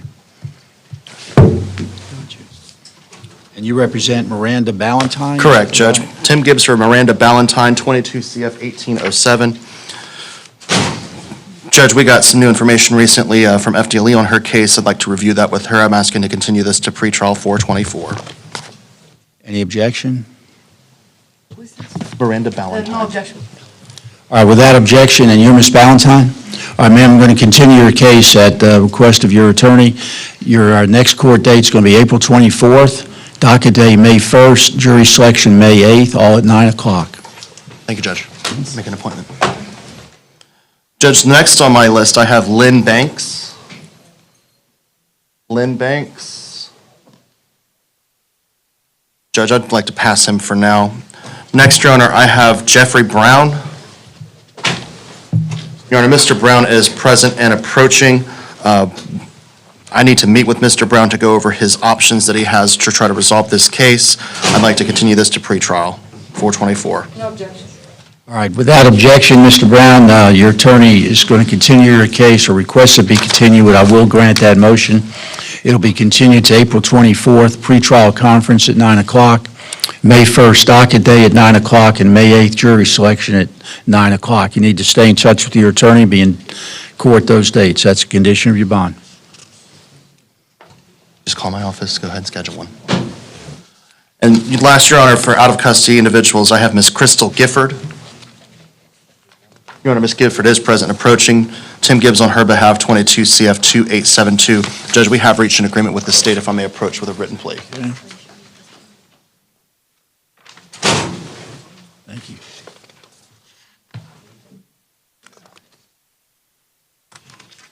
Ma'am, would you raise your right hand to be sworn, please? Do you swear or affirm the evidence you're about to give be the truth, the whole truth, and nothing but the truth? Okay. And you're Crystal Gifford? Is that right? Okay. Ms. Gifford, I have a written plea agreement. It's dated today, has what appears to be or purports to be your signature. Is that your signature? Yes, Your Honor. And prior to signing this, did you read it? Yes, Your Honor. Did you understand it? Yes, Your Honor. Did you go over it with your attorney? Yes, Your Honor. Did he satisfactorily explain the terms and conditions of the written plea to you? Yes, sir. Do you have any questions concerning it this morning? Is that a no? I'm sorry, no, sir. No, Are you Your Honor. satisfied you've had sufficient time to discuss the case and any theories of defense with your attorney? Yes, sir. Has anybody forced, coerced, or threatened you to sign this written plea? No, Your Honor. Have you had any drugs or alcohol within the last 24 hours? No, Your Honor. So what you tell me is rendering this plea freely and voluntarily of your own will. Yes, Is that Your Honor. right? All right, the court's going to find then that the written plea of no contender to count one to the lesser included offense of simple battery and count two to the lesser included offense of criminal mischief under $200 is freely, voluntarily, intelligently entered after defendants had the benefit advice of counsel. The court will accept the plea. I'll withhold the adjudication of guilt. On count two, the criminal mischief, is there any restitution involved on that? I would ask that the jurisdiction be reserved, ordered and jurisdiction reserved to calculate it. I believe that the defendant's insurance might have paid for the damages, but... Sorry. That's our understanding, Judge. The reserving on restitution, we're fine with in count one. That's, I believe, what the agreement reflects. To order restitution, reserve as to the amount. Insurance has been involved in this case, and so we anticipate that that should take care of that issue. All right, well, on count two, then she'll be sentenced to time served. On count one, the simple battery shall be placed on probation for a period of 12 months with the following special terms and conditions. She'll be required to pay $622 court cost, $50 cost of prosecution, $100 public defender fee. She'll be required to attend and successfully complete a DUI school, and she'll also be required to attend and successfully complete one victim impact panel.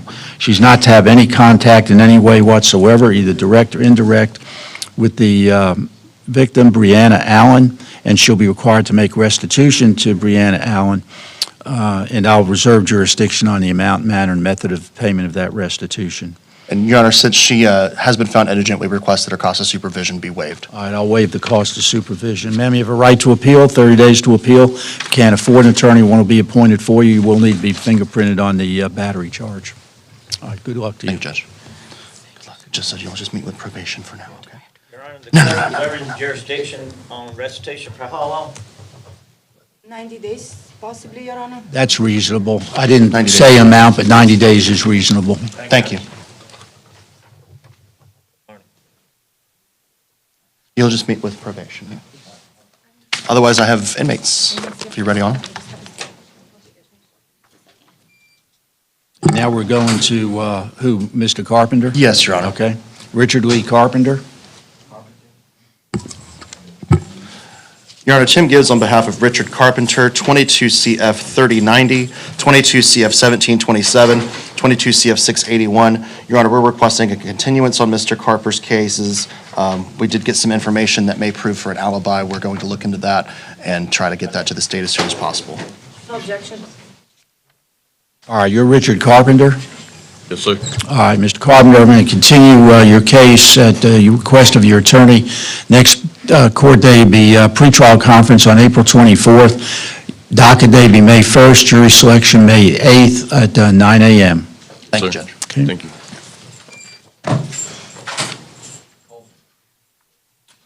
Jesse Coleman. Your Honor, Tim Gibbs on behalf of Jesse Coleman, 22 CF 594. If I can have just one moment.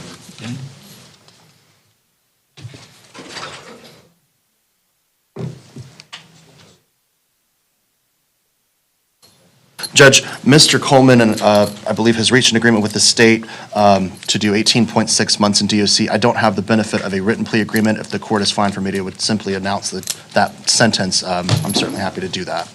Your Honor, if I may. Mr. Gibbs, I have a plain form. I have blank form too, and of land. I'm happy to write that up if we want to pass him for right now. All right, you want to pass it then? Yeah, I'll pass call him, it. and I can write that up so he can review that and sign it. Okay.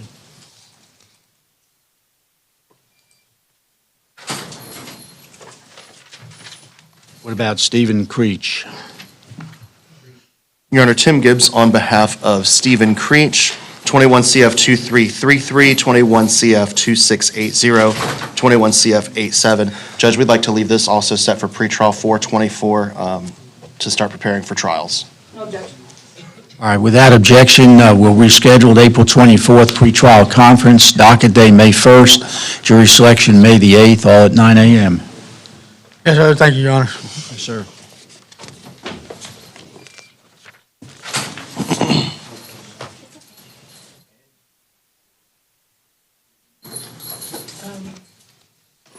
Mr. Gibbs, I have this signed. Your Honor, Tim Gibbs on behalf of Jacob Edge, 20 CF 2646, 20 CF 2650, 19 CF 748. Judge, we have reached an agreement with the state on this case. If I may approach with a written plea in his portion. Yes, sir. So that the court is aware, Judge, he was found competent by the court found competent to proceed by the court back in August. I don't know if there was a specific order for that, but the minute sheets do reflect that the court did find him competent to proceed. And I'm comfortable if he does want to enter this plea today, I'm comfortable with that decision.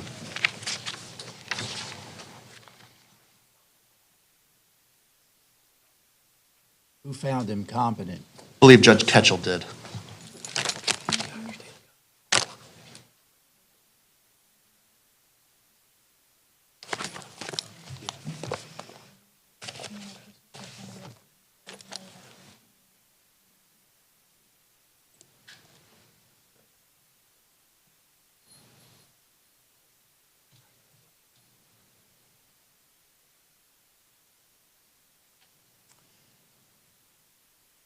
I don't see an order finding him competent. There was an order of transport, an order to receive maintenance training and an order, the first order finding him not competent.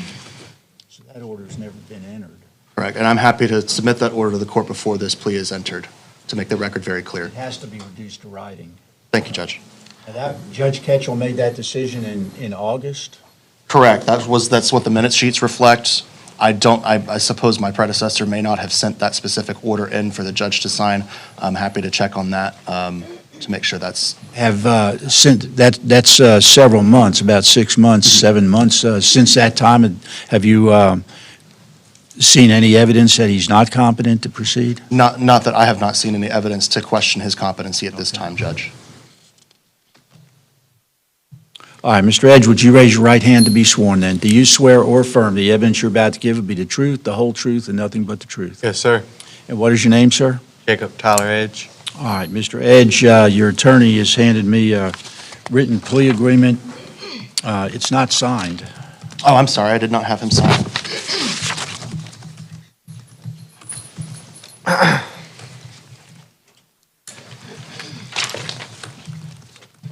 Let me make sure you can go over it, okay?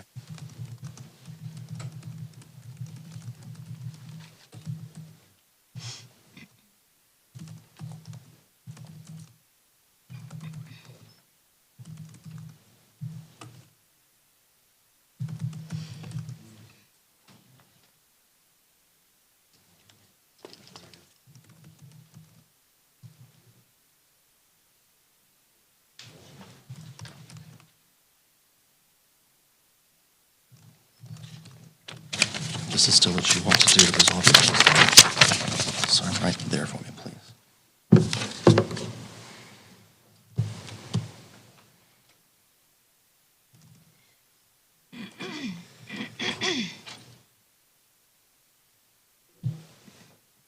Date. What was the date? March 6th. 3/6/23? Yeah.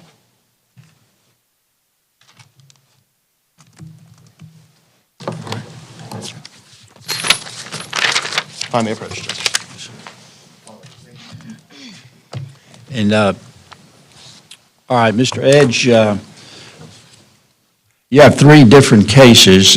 Case number 2019 CF 748 was a violation of probation on a criminal mischief case in excess of $1,000. Case number 20, looks like 2646, I think, charges one count of burglary of an unoccupied dwelling, one count of grand theft.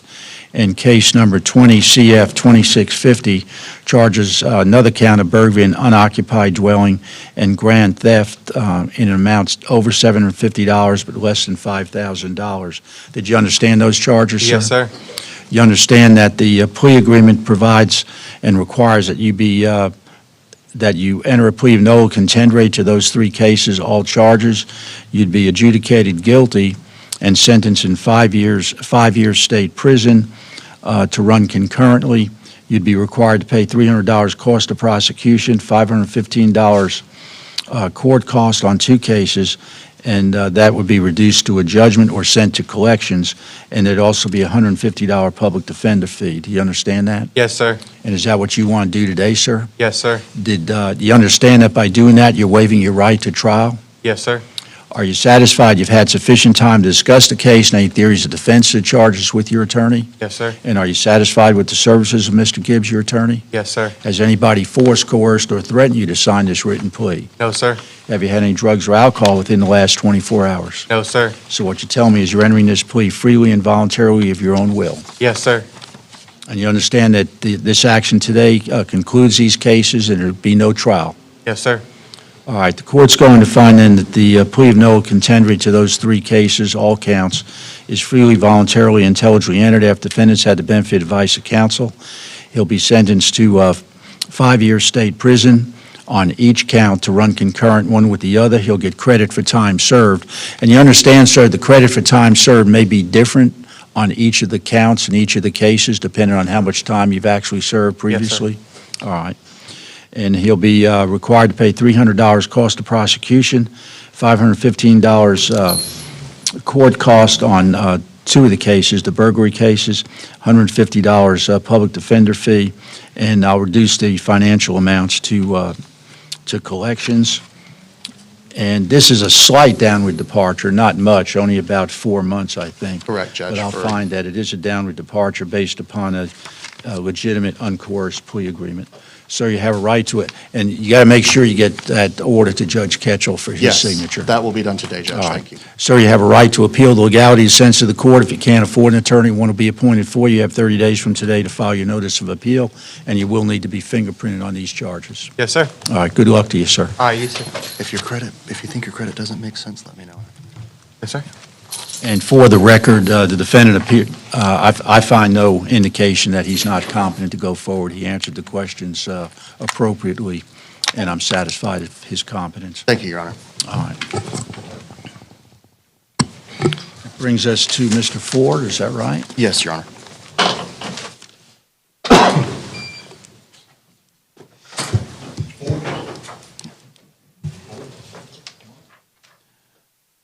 Your Honor, Tim Gibbs for Cutter Ford, 22 CF 1928.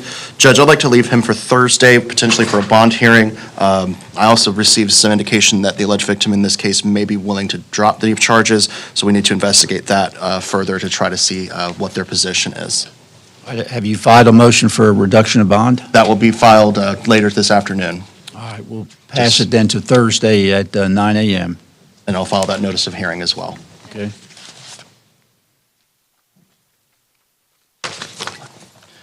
You know, the only other person that I thought I had on the docket today was an Erlene Gildner in 19 CF 3435. Judge, I believe our intention today is just a violation of probation. Her new charge in 23S17 was a burglary of a dwelling, was dismissed on Friday by the state. The only basis for her VOP in 19 CF 3435 are those new charges. So I didn't know if the state wanted to address that. Yes, Your Honor, the state requests that the VOP be dismissed. All right, VOP pending, what was her name? Erlene Gildner, And it was, what was the case number? 19 CF 3435. All right, the VOP, will be dismissed based upon the null process of the underlying charges. Thank you, Your Honor. All right. Your Honor, I think she's in custody.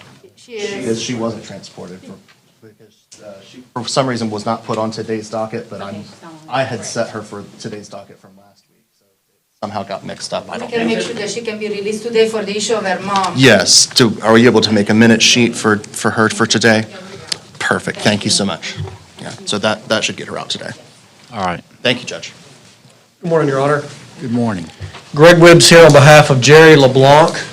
Judge, and Jerry is present before the court. If I may approach, I've got a negotiated agreement and a score sheet. Okay. Case number 2022-1788-006. All right, sir, would you raise your right hand to be sworn, please? Do you swear or affirm the evidence you're about to give will be the truth, the whole truth, and nothing but the truth? Yes, sir. All right, what is your name? Jerry Robert LeBlanc. Mr. LeBlanc, I have a written plea agreement that purports to have your signature. Is that your signature? Yes, sir.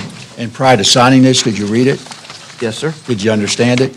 Yes, sir. Did you go over it with your attorney? Yes, sir. Did he satisfactorily explain the terms and conditions of the written plea to you? Yes, sir. Do you have any questions concerning it this morning? No, sir. Are you satisfied with the services of Mr. Wibbs, your attorney? Yes, sir. Has anybody forced, coerced, or threatened you to sign this written plea? No, sir. Have you had any drugs or alcohol within the last 24 hours? No, sir. So what you tell me is you're entering this plea freely and voluntarily of your own will, is that right? Yes, sir. And you understand you're waiving your right to trial? All right, the court's going to find that the written plea of Noah Contendere, case number 22 CF 1788, count 1, charging possessor of a firearm by a convicted felon, count 2, carrying a concealed weapon by a convicted felon, count 3, possession of paraphernalia, and count 4, possession of paraphernalia, is freely and voluntarily intelligibly entered after the defendants had the benefit of advice of counsel. The court will accept the plea. He'll be adjudicated guilty on all 4 counts. On counts 3 and 4, he'll be sentenced to time served. On counts 1 and 2, he'll be sentenced as follows concurrently: 36 months probation. Special terms and conditions: he'll be required to pay $415 court cost, $100 cost of prosecution. He'll be required to forfeit the seized firearms and ammunition to the Sheriff's Department as well as the knife. He'll be required to perform 75 hours community service work at the rate of no less than 10, well, he's 36 months, so at the rate of no less than 5 hours per month. And obviously, he's not to be in the possession of or use any firearms or ammunition while he's on probation or at any time thereafter, since you're a convicted felon, sir. You understand Yes, sir. that? You have a right to appeal the legality of sentence of the court. If you can't afford an attorney, won't be appointed for you. You have 30 days from today to file your notice of appeal. You'll need to report to probate. Well, they'll talk to you today, and you will need to be fingerprinted on this charge. And there's no provision for cost of supervision. Was that to be waived, or that wasn't discussed? We're good with that, Your Honor. You what? We're requesting it be waived. All right, it'll be waived at the request of probation. Thank you, Your Honor. All right, this is a guideline sentence, it looks like, too. Yeah, we have no objection to the score sheet. Okay, thank you. All right, thank you, Your Honor. I have nothing further before the court. You're free to go then. Good to see you. Thank you, sir. Good to see you as well.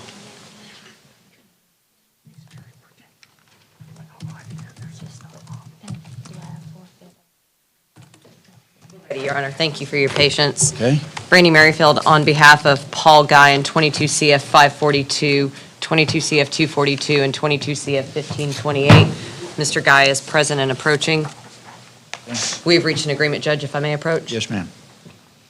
Sir, would you raise your right hand to be sworn, please? Do you swear or affirm the evidence you're about to give will be the truth, the whole truth, and nothing but the truth? I do. And your name? Paul Guy. And Judge, Mr. Guy would like to withdraw his previously entered plea. We do have 3 case numbers. I'd like to break them down individually. As to 22 CF 542, it is a 2-count information. As to count 1, he would be sentenced to 84 months Department of Corrections with credit for all time served, followed by 11 years of sex offender probation, 515 court cost, $100 cost of prosecution, and standard cost of supervision. Count 2 of the same case would be dismissed. As to 22 CF 242, an 8-count information, 82 months Department of Corrections with credit for time served, similarly followed by 11 years of sexual offender probation, to be concurrent with 22 CF 542 and count 1. As to 22 CF 1528, 2-count information, count 1 and 2 are to be dismissed. He understands the classification under this plea agreement. That's the state agreement, Your Honor. All right, sir, would you raise your right hand to be sworn? I think I already did this. I'll do it again, though. Do you swear or affirm the evidence you're about to give will be the truth, the whole truth, and nothing but the truth? All right, you're Paul Jordan Guy? Correct. All right, Mr. Guy, your attorney has just handed me a written plea agreement. It's dated March the 3rd, has what purports to be your signature. Is that your signature, sir? Yes, sir. And prior to signing this, did you read it? Yes, sir. Did you understand it? Yes, sir. Did you go over it with your attorney? Yes, sir. Did she satisfactorily explain the terms and conditions of the written plea to you? Yes, sir. Do you have any questions concerning it this morning? Sorry, I don't. Are you satisfied you've had sufficient time to discuss the case and any theories of defense with your attorney? And are you satisfied with the services of Ms. Merrifield? Is that right? Ms. Merrifield's your attorney. Has anybody forced, coerced, or threatened you to sign this written plea? Sir. You understand that you'll be waiving all the rights that are set forth in this plea, including your right to trial by jury?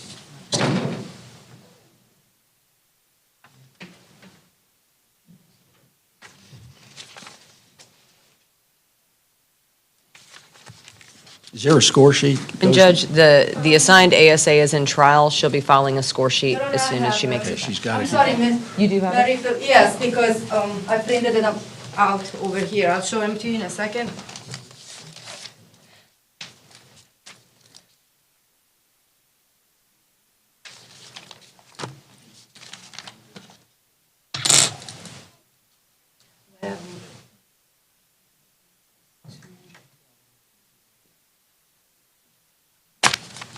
Judge, if you could just give me one moment. All right.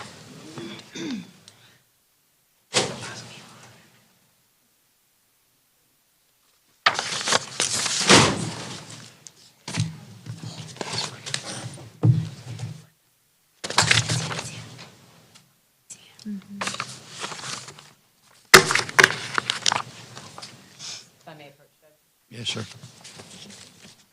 Ms. Murphy, is the date of sentencing added to the score sheet for today's date? Because that's what they require, yeah. And Judge, the score sheet's accurate as far as the defense is concerned.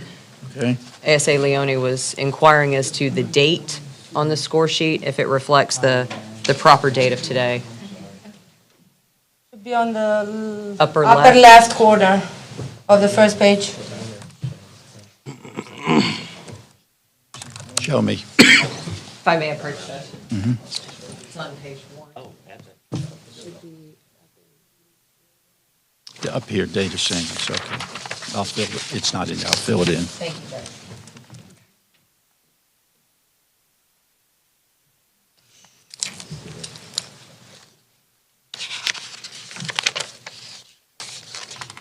Now, Mr. Guy, I think I asked you if you had taken any drugs or alcohol within the last 24 hours. Did I ask you that? Sir, you didn't? I didn't? Well, have you? No, sir, I haven't. The plea agreement indicates you took some Prozac. Yes, sir, I do take Prozac.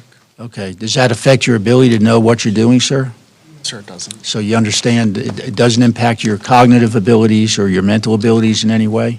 Understand that? It's an antidepressant, is it not? Okay. Have you had any alcohol within the last 24 hours? All right. All right, I'm going to find then that the written plea of Noah, the written plea of Noah Contendere to case number 22-542, count 1, case number 22-242, counts 1 through 8, and case number 22-CF-1528. Well, that's basically being dismissed, I guess. Correct, Your Honor. Yeah. So the first two cases, freely, voluntarily, intelligently entered after defendants had the benefit of advice of counsel, the court will accept the plea. I'll adjudicate him guilty on, in case number 22-CF-542, count 1. He'll be adjudicated guilty and sentenced to 84 months Department of Corrections with credit for time served, and that'll be followed by 11 years sexual offender probation.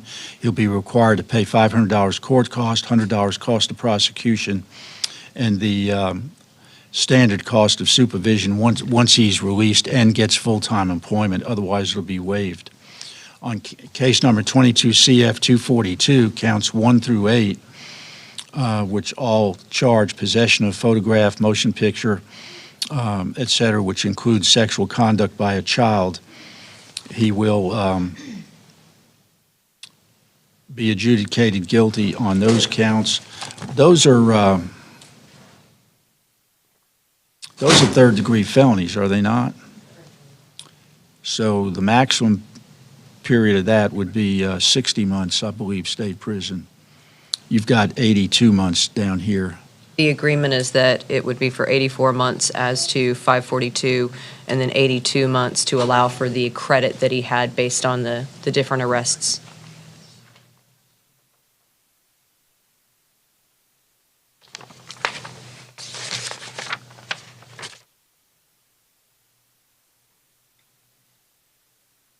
Well, I understand what you're saying, but I don't think I can sentence him to 82 months on a third-degree felony. Correct?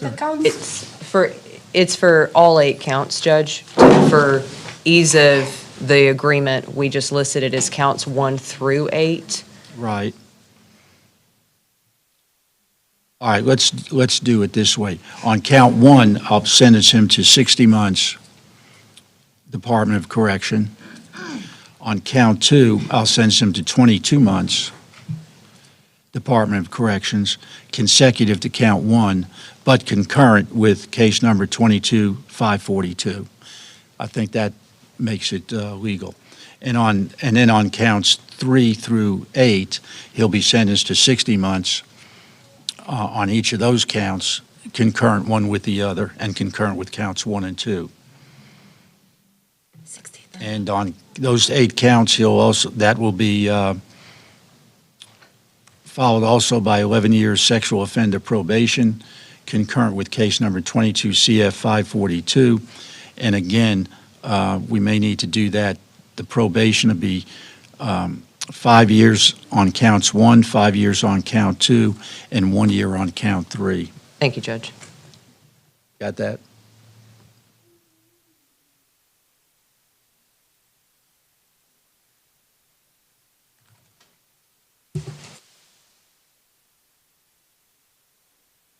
Work with me on that? I think so. Okay. All right, and then what's the state going to do with counts 1 and 2 on case number 22 CF 1528? The state is going to dismiss that case, Your Honor. All right. Sir, you have a right to, and you will get credit for time served. You have a right to appeal the legality of sentence of the court. If you can't afford an attorney, one will be appointed for you. For that purpose, you have 30 days from to file your notice of appeal, and you will need to be fingerprinted on this charge. And this is a guideline sentence.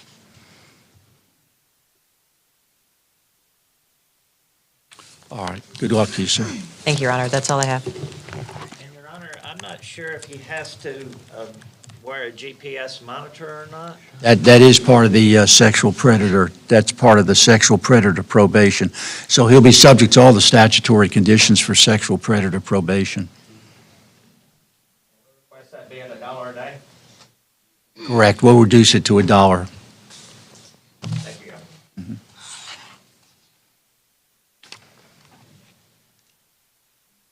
All right.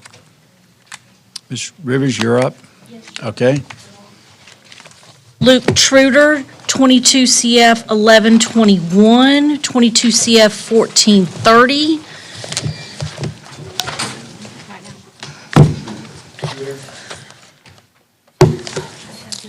Your Honor, we had hoped that we could work something out with Ms. Basso. However, we have not, and she is not present, so we're going to put it on for 424. All right. We'll pass this to April 24th for pretrial, May 1st docket day, May 8th jury selection, all at 9 a.m. Thank you, Your Honor. See you We'll soon. talk some more. Yeah. Thank you. Have a great day. God bless you. Does anyone need a recess?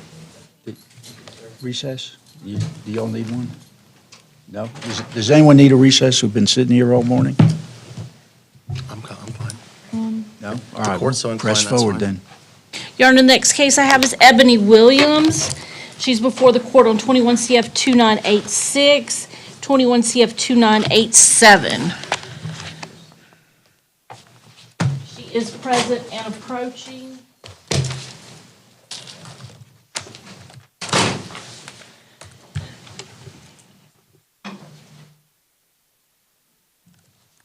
Your Honor, she is requesting a trial at this time. I know the state had indicated that they'll need to get prints, so does that mean you're going to need to continue it?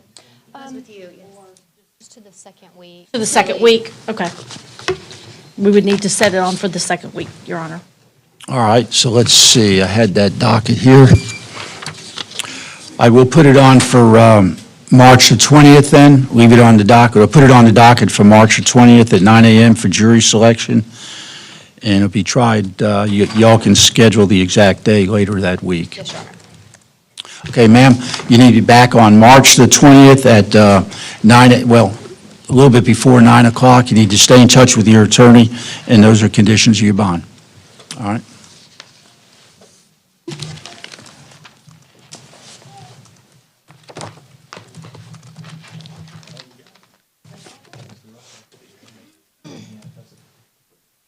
All right, next I'm showing Mr. Russell, is that right? Robert Strauss. Judge, if you'll look on page 23 of your docket, Robert Strauss is present and approaching. Case number is 21 CF 247. Mr. Strauss' case, we're ready for trial. Ready for trial, you announced? Yes, sir. All right, and that'll be the first week, March 13th? I don't know, Judge, because it was my understanding that Ms. Basso, who's the prosecutor, is tied up, but I don't know. I'm sorry, what was the question? Robert Strauss, Yeah. we're going to leave it set for trial?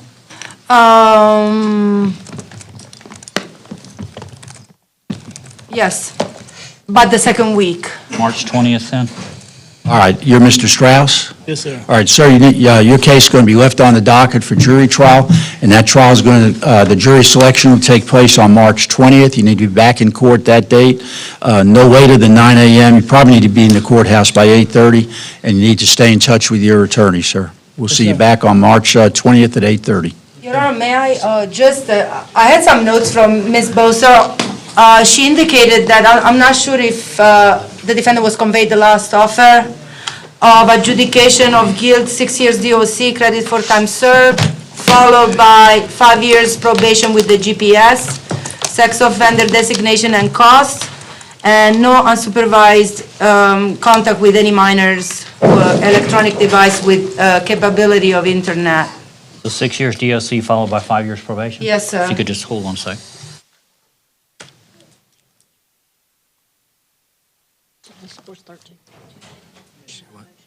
He understands that, Judge. We're going to go ahead and leave it set for trial.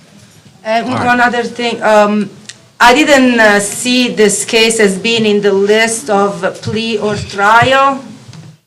We announced ready for trial at pretrial conference day. Then I will respect the record and possibly for the second week, Your Honor.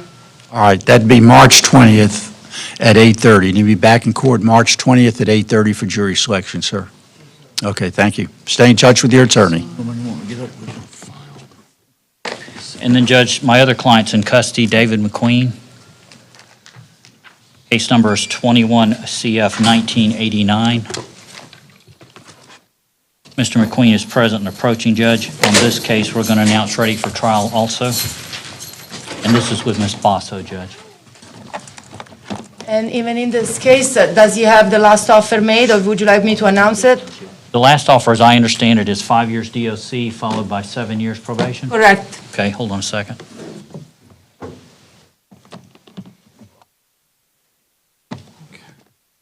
Mr. Coleman.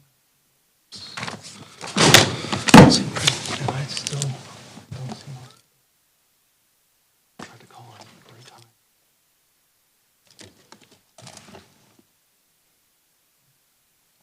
Judge, he understands the offer is 5 years DOC followed by 7 years probation. At this time, he's going to reject it, and we're going to leave it set for trial on the 20th at 8:30? That'd be fine. Okay. All right, so we'll schedule your jury trial for jury selection on March 20th. The trial will take place one day during that week. You need to stay in touch with your attorney, and they'll, if you make a bond, I don't know if you have bond, but if you get out before March 20th, and you'll be back at 8:30 on March 20th, otherwise they'll transport you back. Thank you, Judge. I presume you'll make arrangements for clothing? Take care of that, Judge. Okay.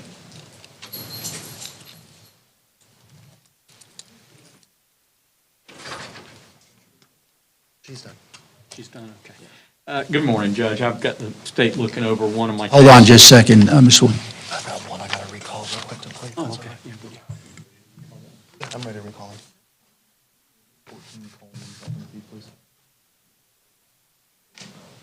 I'm okay. I was going to.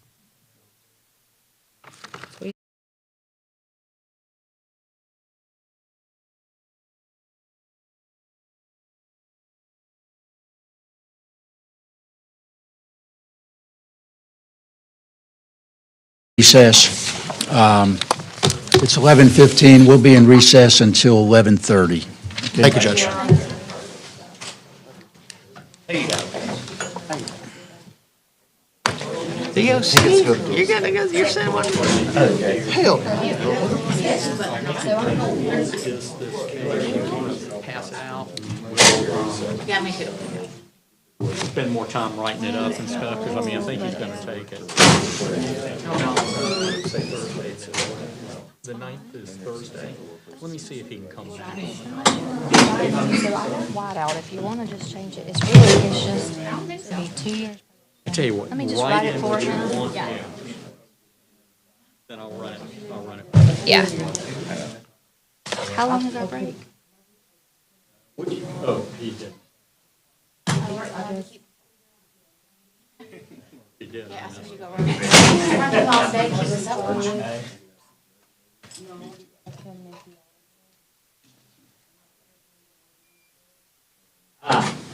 Thank you.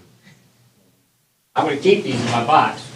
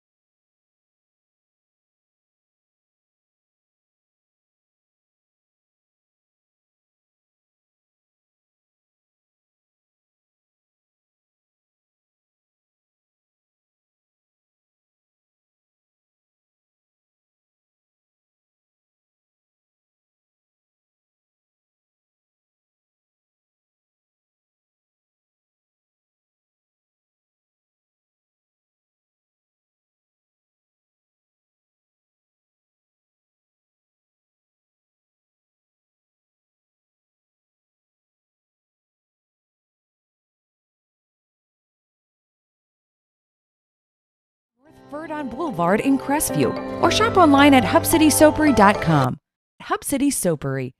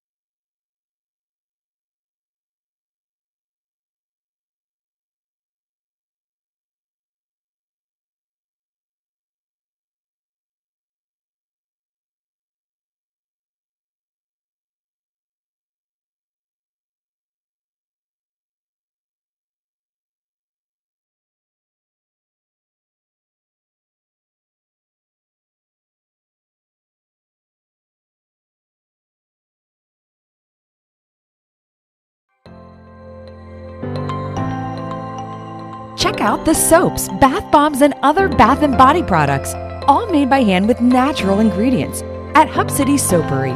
Visit us at 1092 North Verdon Boulevard in Crestview or shop online at hubcitysoapery.com. Hub City Soapery.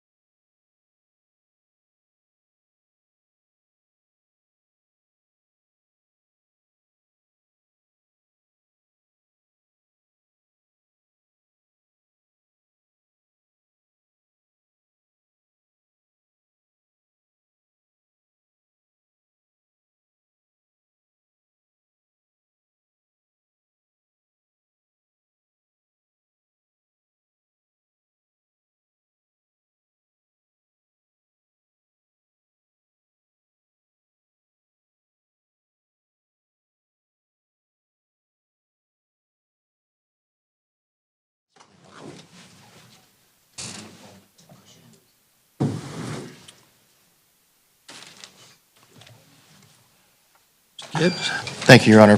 Judge, I'd like to recall Mr. Jesse Coleman, 22 CF 594. They're bringing him out of the feed in just a moment.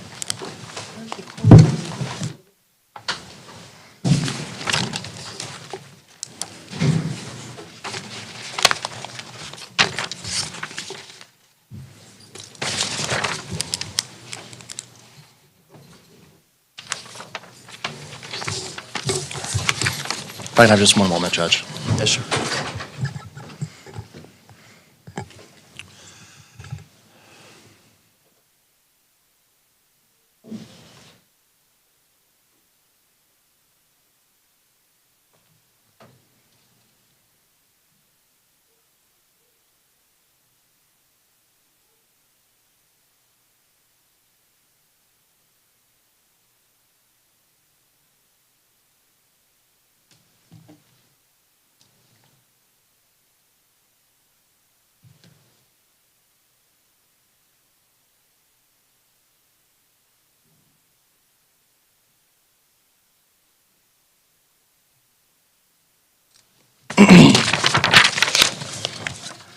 Sign right there for me.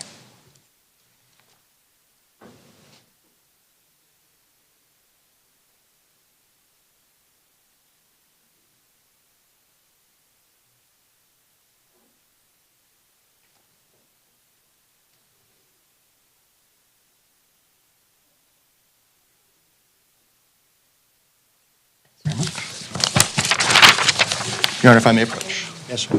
Score sheet included, no objection. Okay, thank you. That's what I don't think that the 3-year suspended. All right, sir, would you raise your right hand to be sworn, please? Do you swear or affirm the evidence you're about to give will be the truth, the whole truth, and nothing but the truth? All right, are you Jesse Lee Coleman? Yes, sir. Mr. Coleman, your attorney's just handed me a written plea agreement. It's dated today, has what purports to be your signature. Is that your signature? Yes, sir. And prior to signing this, did you have a chance to go over it with your attorney? Yes, sir. Did he satisfactorily explain the terms and conditions of the written plea to you? He did. Do you have any questions concerning it this morning? Yes, sir. Are you satisfied you've had sufficient time to discuss the case and any theories of defense to the charge with your attorney? Sir. And are you satisfied with the services of Mr. Gibbs, your attorney? I am. Has anybody forced, coerced, or threatened you to sign this written plea? Yes, sir. Have you had any drugs or alcohol within the last 24 hours? Yes, sir. So what you're telling me, you're entering this plea freely and voluntarily of your own will, is that correct? Yes, sir. You understand it provides for an 18.6-month prison sentence? Department of Corrections? That's with credit for all time, sir. With credit for time served, that's true. Yes. And that's what you want to do today? You want to go forward with this plea? Yes, sir. All right, the court's going to find then that the written plea of no contendere, case number 22 CF 594, count 1 charging possessor of a firearm by a convicted felon, constructive possession, count 2 improper exhibition of a firearm, and count 3 resisting an officer without violence, is freely, voluntarily, intelligibly entered after defendants had the benefit of advice of counsel. The court will accept the plea. He'll be adjudicated guilty on all 3 counts. On count 1, he'll be sentenced to 18.6 months Department of Corrections with credit for time served. He'll be required to pay $100 cost of prosecution, $415 court cost, $150 public defender fee, and that those financials will be reduced to judgment, or, well, they'll be sent to collections. And count 2 and 3, he'll be sentenced to time served. Sir, you have a right to appeal the legality and sense of the court. If you can't afford an attorney, one will be appointed for you. For that purpose, you have 30 days to file your notice of appeal, and you will need to be fingerprinted on these charges, and this is a guideline sentence. All right, good luck to you, sir. Thank you, Judge. Good luck. Judge, I believe that completes my business, if I may be excused. You say again? I believe that concludes all of my Yes, sir, business, if I may you're be free to go. excused. Thank you, Judge. Good luck. Well, actually, no, Judge, I have one other, Mr. Lynn Banks. Mr. who? Mr. Lynn Banks. I don't believe he's here. I have not heard from him. Don't know how the state wants to try to proceed on that case today. I was anticipating a plea, but I have not heard from him.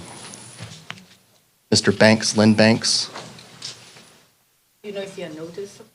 I can say that we did inform him. I'll ask for a cape, yes, Your Honor. Have you had any contact with him? We spoke with him last week. He was scheduled to be here last Monday and was unable to be here. We had requested to move it to today and to provide him notice of today. All right, he's failed to appear twice, and issue a capias for his arrest, failure to appear, no bond pending first appearance. And if you can get him before Thursday, certainly put him back. I'll be back on Thursday, so we'll take another look at it. Thank But you, if Judge. If you don't, if he doesn't show up, leave the capias outstanding. Very well. Thank you very much. Judge, I'm ready with my matter. Okay. Robert Niedner, 22 CF 977. He is present.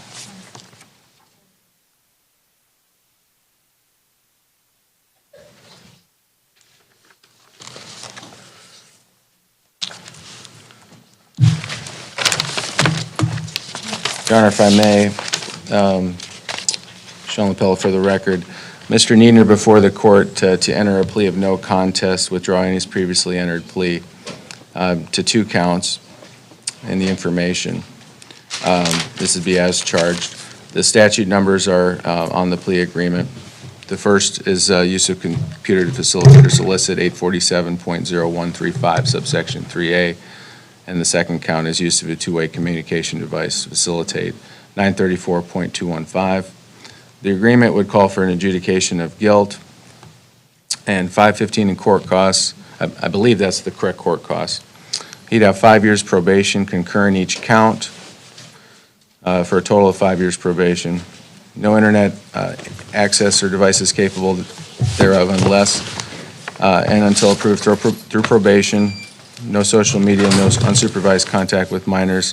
However, this does not apply to the defendant's own children. He does have a small daughter. And he'd also be subject to sex offender designation pursuant to statute 943.0435. And Your Honor, it's my understanding that the charges that he's entering a plea to, based on our research and analysis, does not qualify him for a GPS monitor. It's basically the tier 1 of the sex offender statute. So that would be a condition of our plea being freely and voluntarily entered. He does reside in Colorado. He's military, has orders. Colorado have explained to him that he'll have to have his probation transferred there. And I've talked to probation, and they think they can expedite the process, but he would be subject to that transfer.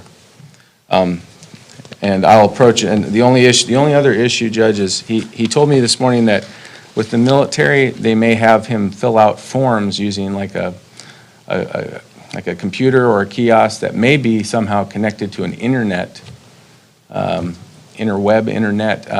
So we're just concerned that this is so restrictive, the no internet clause in the agreement is too restrictive.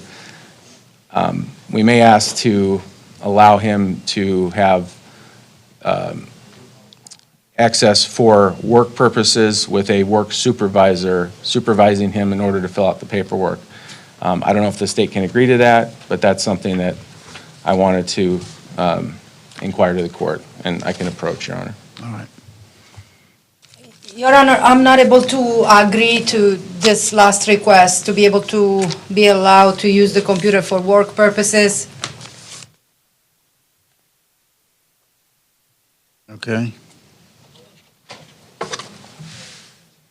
There was a previous condition on his bond where he could do work-related things on the internet. Those terms are in the order setting his bond, but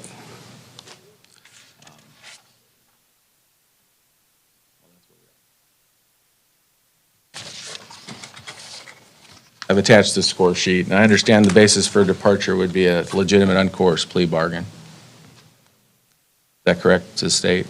Yes, it is.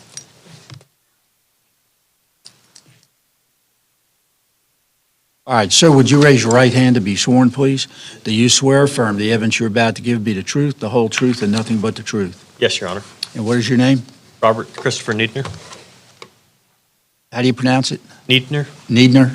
Yes, sir. All right, Mr. Niedner, I have a written plea agreement that was just furnished to me by your attorney.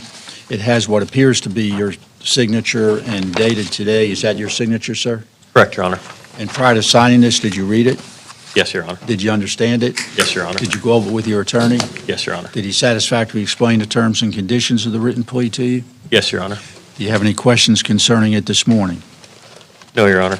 Are you satisfied you've had sufficient time to discuss the case and any theories of defense are charged with your attorney? Yes, Your Honor. And are you satisfied with the services of your attorney? Yes, Your Honor. Has anybody forced, coerced, or threatened you to obtain your signature to this written plea? No, Your Honor. Have you had any drugs or alcohol within the last 24 hours? No, Your Honor. So what you're telling me is you're entering this plea freely and voluntarily of your own will, is that right? Yes, Your Honor.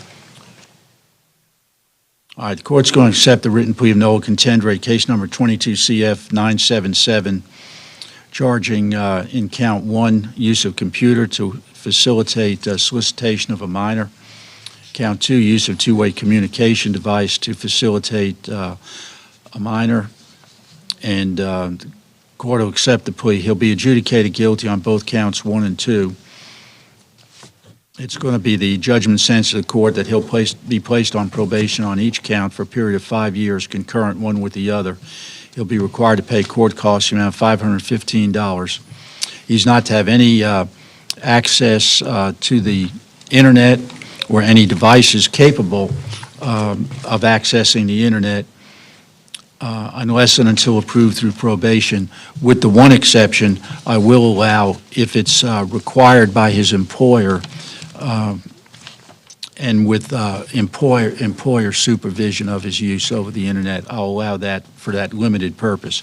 He's not to have any social media contacts, and he's not to have any unsupervised contacts with any minors, with the exception of his own children. He'll be required to register as a sexual offender, and he'll be designated as a sexual offender.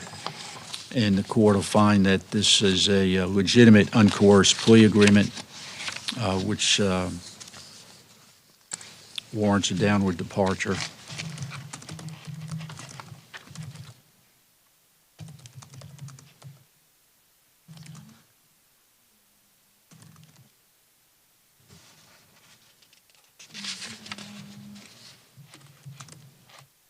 So you have a right to appeal the legality sentence of the court. If you can't afford an attorney, one will be appointed for you. You have 30 days from today to file your notice of appeal, and you will need to be fingerprinted on this charge. And Yes, Your you'll need Honor. to report to probation. Thank you, Your Honor. That's all I have. All right.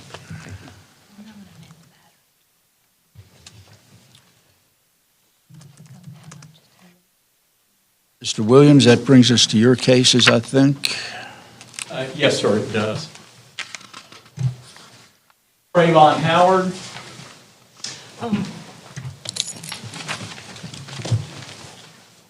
Judge, this is going to be a plea. That's the score sheet. I didn't sign it yet.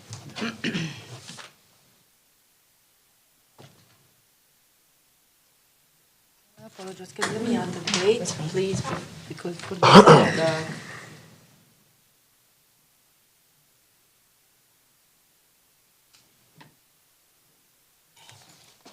thank you. Now, if I can approach. Judge, just a copy of the plea offer and the score sheet. We don't have any objection to the calculations on the score sheet. I've already reviewed it.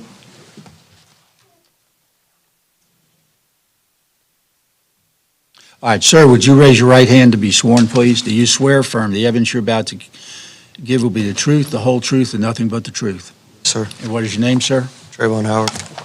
All right, you put your hand down.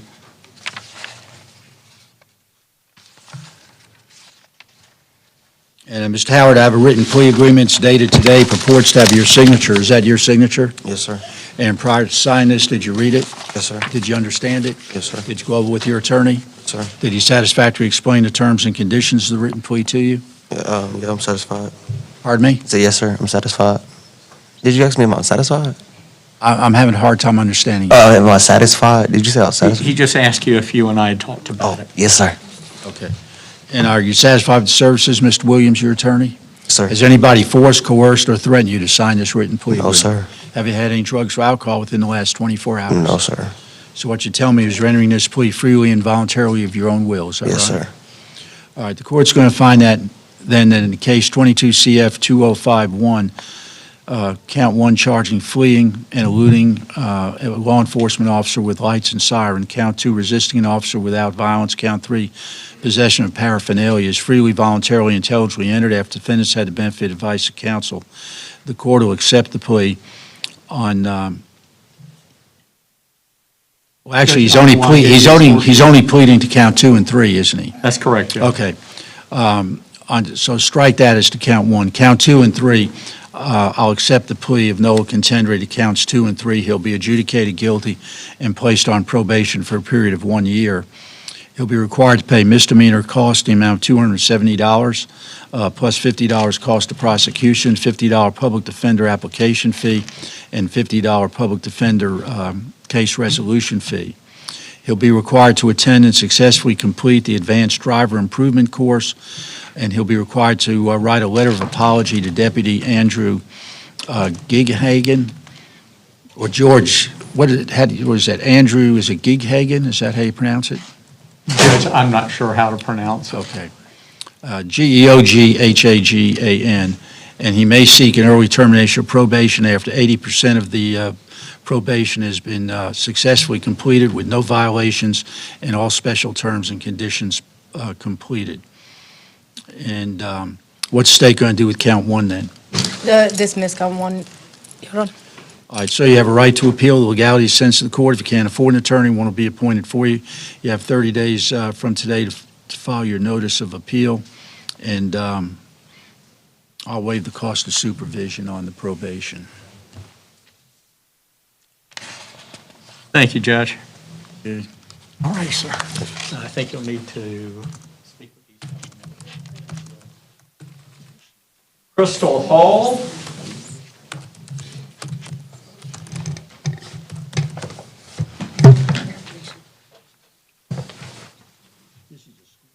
We don't really need it.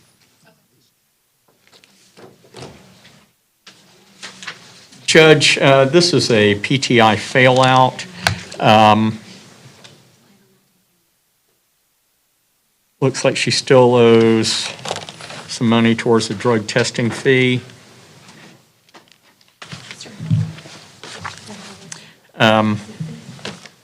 Was this a PTI with a plea and it's back for sentencing, or she never entered a plea? Judge, it is. Okay. That was one of the issues that we looked at, or that I looked into. I asked for her to be given another chance at PTI, but the state's unwilling to do that.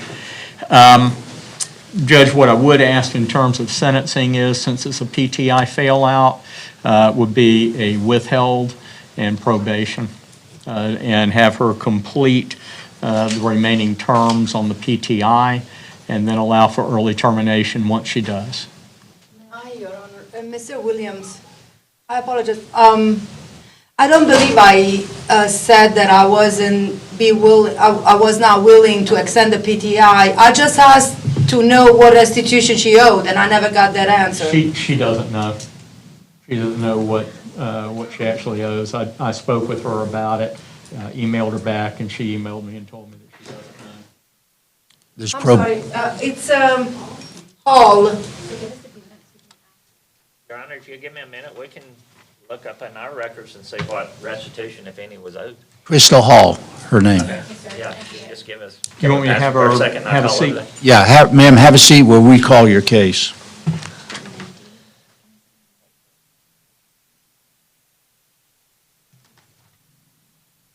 Jacqueline Lige.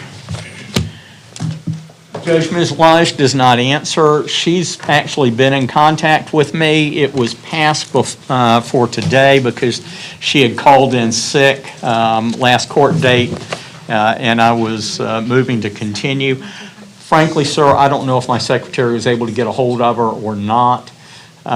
What I can do, what I'd ask to do, is pass her again until Thursday, I believe it is, the 9th. Right. And I personally will try to call her. I unfortunately other matters had to go to the jail and do things like that, and so I delegated it to somebody else. All right, let's pass Jacqueline Lige's case to Thursday, March 9th. Thank you, Judge. If she doesn't appear then, there's going to be a capias issued for her.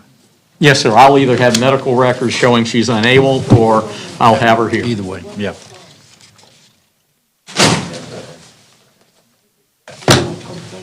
Next one I have, Judge, is Carrie Lobo.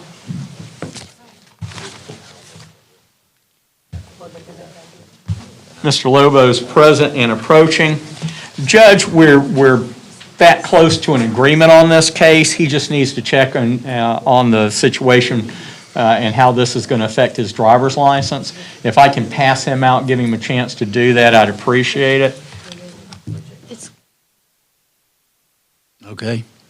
There's a possession of controlled substance Right. that's part of this, Judge. Used to be that was a 2-year suspension. I remember them reducing it to a 1-year suspension by statute a couple of years ago. He offers a withhold. That takes care of it. With the withhold, it wouldn't be. Oh, okay. Okay. Sorry, I didn't catch that. Do you want to go ahead and take care of this today then, sir? Or do you still want me to continue it? We'll continue just for now, so if that's okay. Judge, we'll go ahead and ask for a continuance. He apparently needs to spend a little more time with me. No objection. Any objection? No objection, Judge. All right, we'll pass it to pretrial April 24th, docket day May 1st, jury selection May the 8th. Thank you.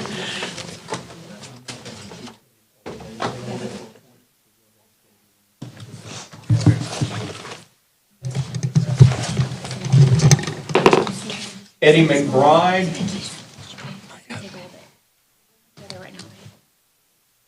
Judge, Mr. McBride has 2 cases. I'm trying to get him into some sort of drug rehab, drug treatment, something like that. I'll move to continue it one more time if the court will allow. No objection. All right, without objection, April 24th, 9 a.m. for pretrial. May 1st, 9 a.m. docket day, May 8th, jury selection, 9 o'clock. Thank you, Judge. 24. Yes, sir. Thank you, Joe.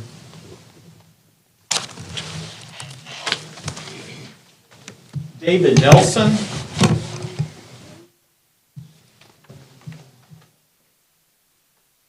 Judge, this is a failure to register case. It's a plea.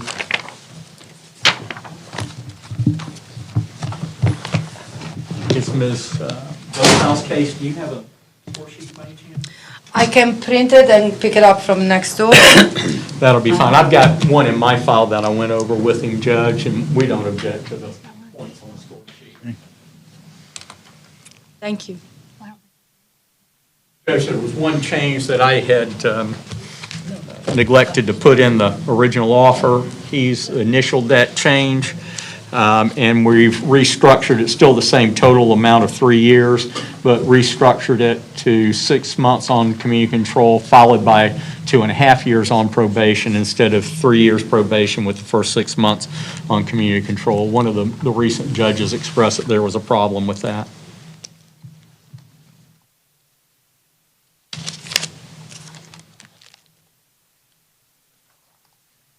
So it's 6 months community control followed by 2.5 years probation. That's correct, Judge.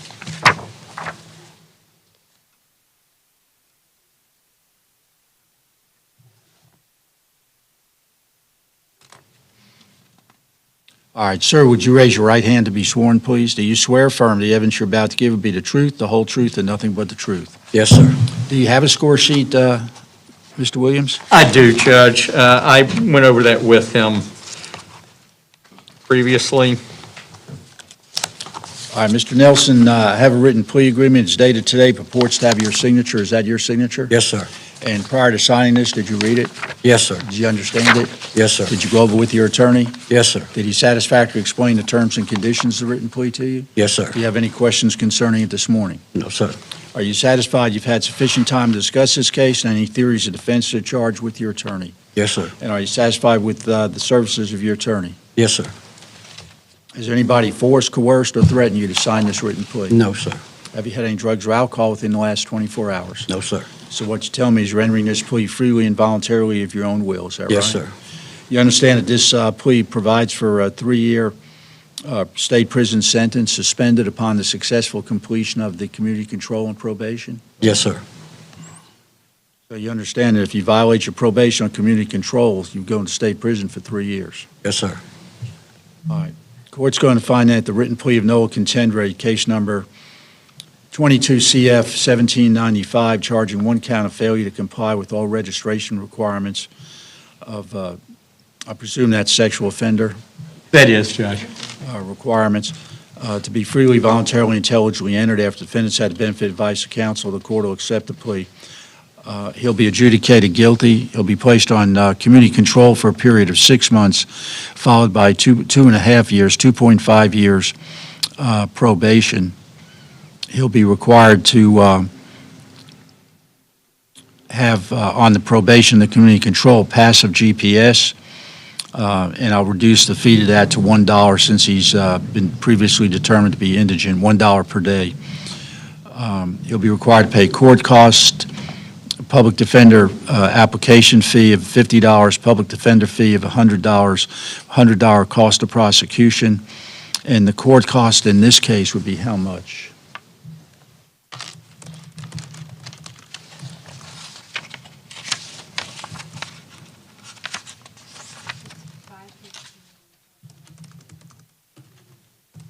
$615. All right, so you have a right to appeal the legality of sentence of the court. If you can't afford an attorney, one will be appointed for you. You have 30 days from today to file your notice of appeal, and you will need to be fingerprinted on this charge. Thank you, And Judge. do you have the score sheet? I'm sorry, I thought she said that she was. Your Honor, due to him being indigent, we request a supervision fee waived. Yeah, I'd waive the cost of supervision as well as the, reduce the fee on the GPS. Judge, previous counsel was marked on it. Okay. And the state typically on these goes ahead and prints one out and then pulls it from their printer. They got working printer over there. Mr. Williams, I'm stepping outside, getting the score sheet. Okay. I'll return yours then. Thank you. Sorry, Ms. Lynn. All right, sir, you will need to be fingerprinted on this charge. Judge, I did go over the score sheet with him in the office, and we're not objecting to the calculations. Okay.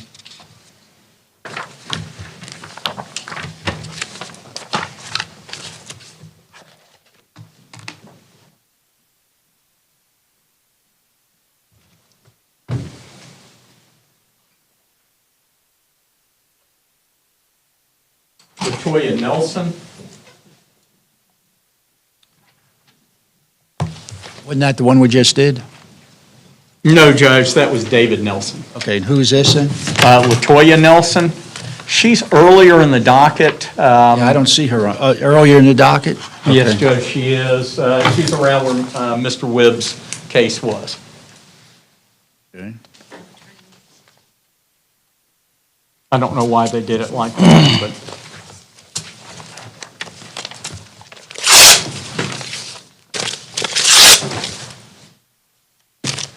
All right, what's the situation with her? Judge, this is a plea. Okay. Ma'am, would you raise your right hand to be sworn, please? Do you swear or affirm the evidence you're about to give will be the truth, the whole truth, and nothing but the truth? Yes, sir. And what is your name? Latoya Nelson. Okay.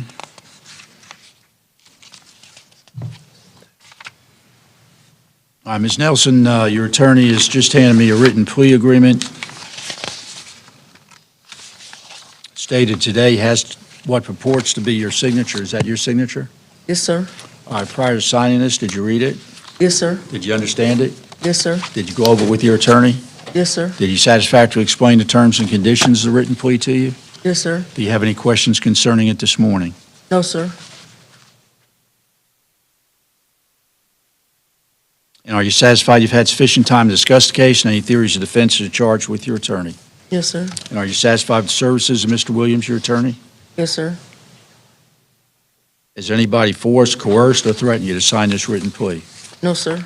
All right, the court's going to accept the written plea of no contendere, case number 22 22 CF 1641, charging one count of possession of controlled substance, that being THC.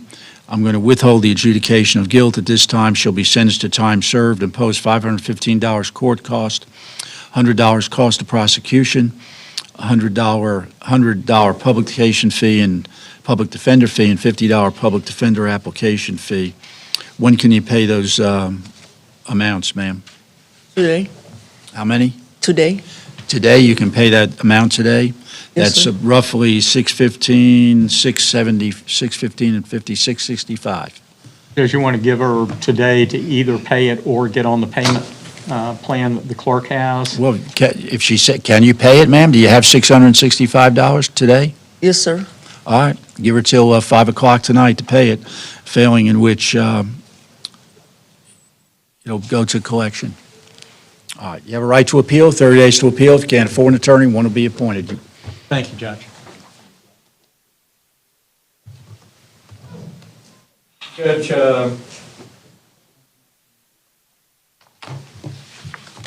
Hobart Newell.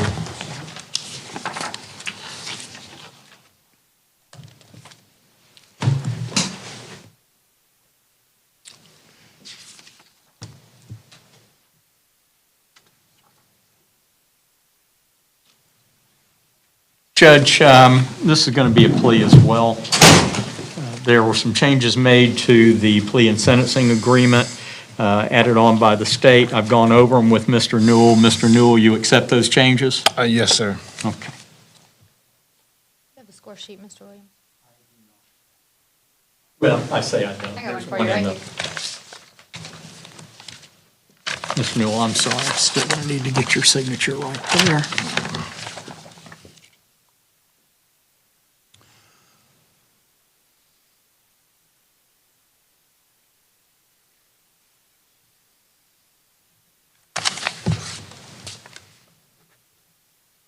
All right, sir, would you raise your right hand to be sworn, please? Do you swear or affirm the evidence you're about to give be the truth, the whole truth, and nothing but the truth? Sir.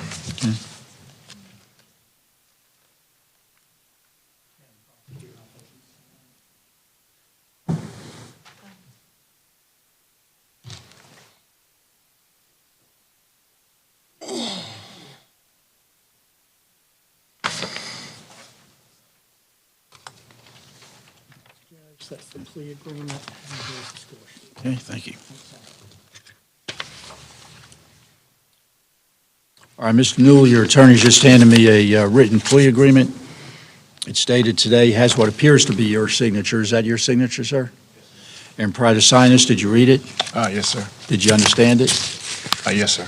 Did you go over with your attorney? Yes, sir. Did he satisfactorily explain the terms and conditions of the written plea to you? Sir. Do you have any questions concerning it this morning? No, sir. Are you satisfied you've had sufficient time to discuss the case and any theories of defense to charge with your attorney? Yes, sir. Say yes or no. Yes, sir. All right, are you satisfied with the services, Mr. Williams, your attorney? Yes. Has anybody forced, coerced, or threatened you to sign this written plea agreement? No, Your Honor. Have you had any drugs or alcohol within the last 24 hours? So what you tell me is rendering this plea freely and voluntarily of your own will, is that right? Yes, sir. All right, the court's going to find then that the, has he pleading? Judge, he's pleading no contest. All right, I'm going to indicate that on here. I'll initial it. Thank you, Judge. All right, I'm going to find that the written plea of no contender counts 1, 2, and 3, possession of controlled substance, DUI, and driving while license suspended respectively, is freely, voluntarily, intelligently entered after defendants had the benefit of advice of counsel. On count 1, the court will withhold the adjudication of guilt. On counts 2 and 3, he'll be adjudicated guilty. On counts 1 and 2, he'll be placed on probation for a period of 2 years, concurrent one with the other. On count 3, he'll be placed on probation for 6 months, concurrent with counts 1 and 2. Judge, sorry, I should have caught that. On count 2 is a misdemeanor DUI. He can't get 2 years probation. That's 1 year probation. Yes, sir. Yeah, It should be count, consecutive. If count 1 says 1 year of probation, is that what it says? He can get 2 years on count 1. Okay, I just want to make sure that it said 2 years for count 1. And then Right. count 2 should be 1 year, concurrent. right. So on count 1, he's going to be placed on probation for 2 years, Count 2, he'll be placed on probation for 1 year concurrent with Count 1. And Count 3, he'll be placed on probation for 6 months concurrent with Counts 1 and 2. Yes, sir. All right, he'll be required to pay fines and costs on Count 1, amount of $515. Count 2, $500 fine. Special conditions, he'll be required to undergo substance abuse evaluation and treatment as necessary. He's not to be in the possession of or use alcohol, illegal drugs, or controlled substances without a valid doctor's prescription. He'll be subject to random breath and urinalysis testing. And then he's got the DUI sanctions, Judge. Right, and I presume there's not going to be a VOP hearing, or is there? There's not a violation of probation that's part of this. Judge, the terminology you're probably reading is, he has, if I'm not mistaken, his intent is to transfer his probation to out of county. In that case, we add in as part of the plea offer that they agree to have the witnesses appear via Zoom or telephone in front of a notary if there is a violation of probation hearing. Oh, wait, if there's a future violation sir. of probation? Yes. Okay. Did you understand that, sir? Because that's a little confusing. Yes, sir. Okay. All right. On Count 2, he'll also be required to perform 50 hours community service work, 6-month driver's license revocation, first offender DUI school, and a victim awareness panel. And his vehicle will also be subject to a 1-year interlock. And he'll be required to pay $100 cost of prosecution, public defender fee in the amount of $50, and a $100 public defender case resolution fee. And I think that takes care of it. Yes, sir. All right, sir, you have a right to appeal the legality of sentence of the court. If you can't afford an attorney, want to be appointed for you, have 30 days from today to file your notice of appeal, and you will need to be fingerprinted on these charges. Thank you, Jack. Your Honor, 2 things from probation. Number 1, we request the supervision fees be waived. Of course, no objection. Doesn't really address that. What's his financial situation? Judge, he's been determined to be indigent. All right, I'll waive the cost of supervision. The second thing, Your Honor, he has 2 years probation. We request that he be allowed to complete all the fines and everything else associated with that DUI stuff during the period of the 2-year probation.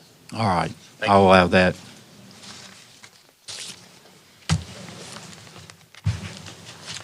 Judge, I've got one individual who's not going to be present today. They are incarcerated at Swanee Correctional Institution.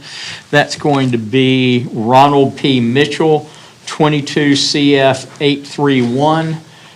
Judge, I passed it to get a motion order transport out. It still hasn't been done, but we are working on it. We did locate him and locate his DC number, and it should be out any day now. So you want to pass this then to April? Yes, sir. 'Cause once he gets up here, I'll need to meet with him. Okay. All right, we'll pass it to April 24th, pretrial docket day be May 1st, jury selection May 8th, 9 o'clock. Thank you, Judge. Judge, the next one that I'd like to call is going to be Justin Allen McCall. This is going to be a plea.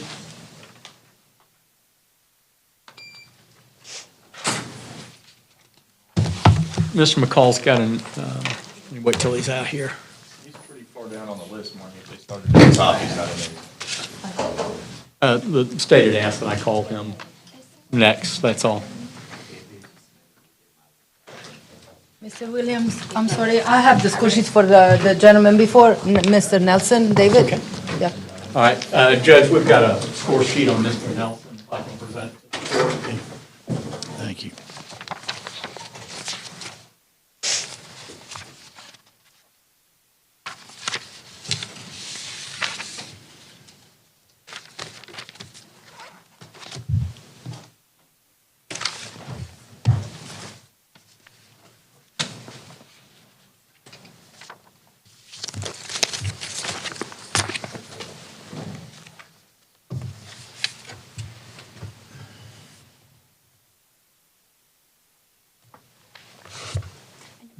Your Honor, while we're waiting for Mr. McCall to be brought out, I do have a unopposed motion to compel fingerprints. It was a previous case we had called, we set for trial, Ebony Williams. It's 21 CF 2986. I did speak with the public defender. They have no objection to the motion to compel prints and for us setting it on the docket for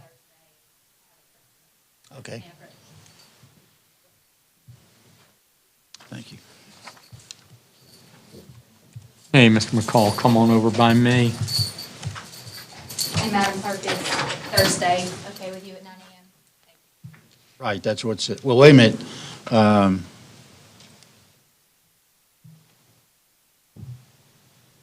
Okay, to appear before Crestview Police Department to take?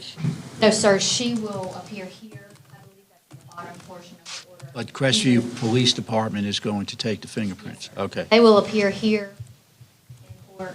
We'll call the case and then they'll take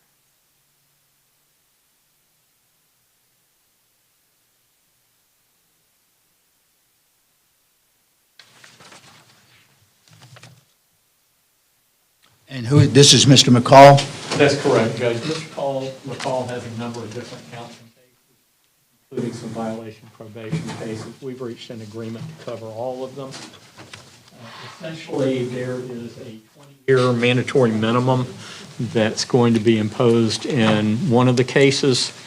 There'll be another 3-year mandatory minimum imposed in another one of the cases.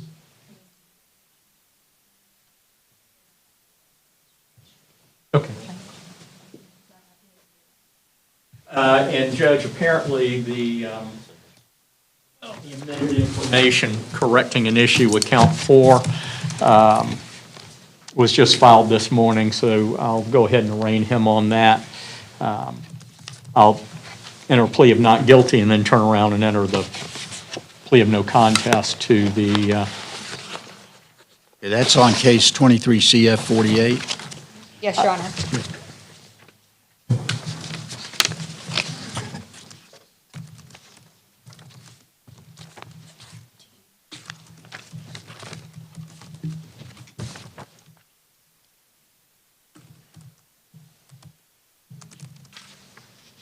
In any event, Judge, the long and short of it is it's a 20-year mandatory minimum, and everything runs concurrent with it.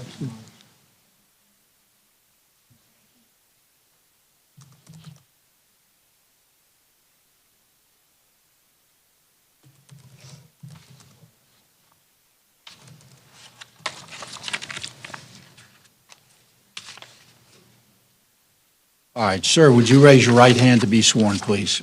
Do you swear or affirm the evidence you're about to give will be the truth, the whole truth, and nothing but the truth? Yes, sir. And what is your name, sir? Justin Allen McCall. All right, Mr. McCall, your attorneys just handed me a written plea agreement.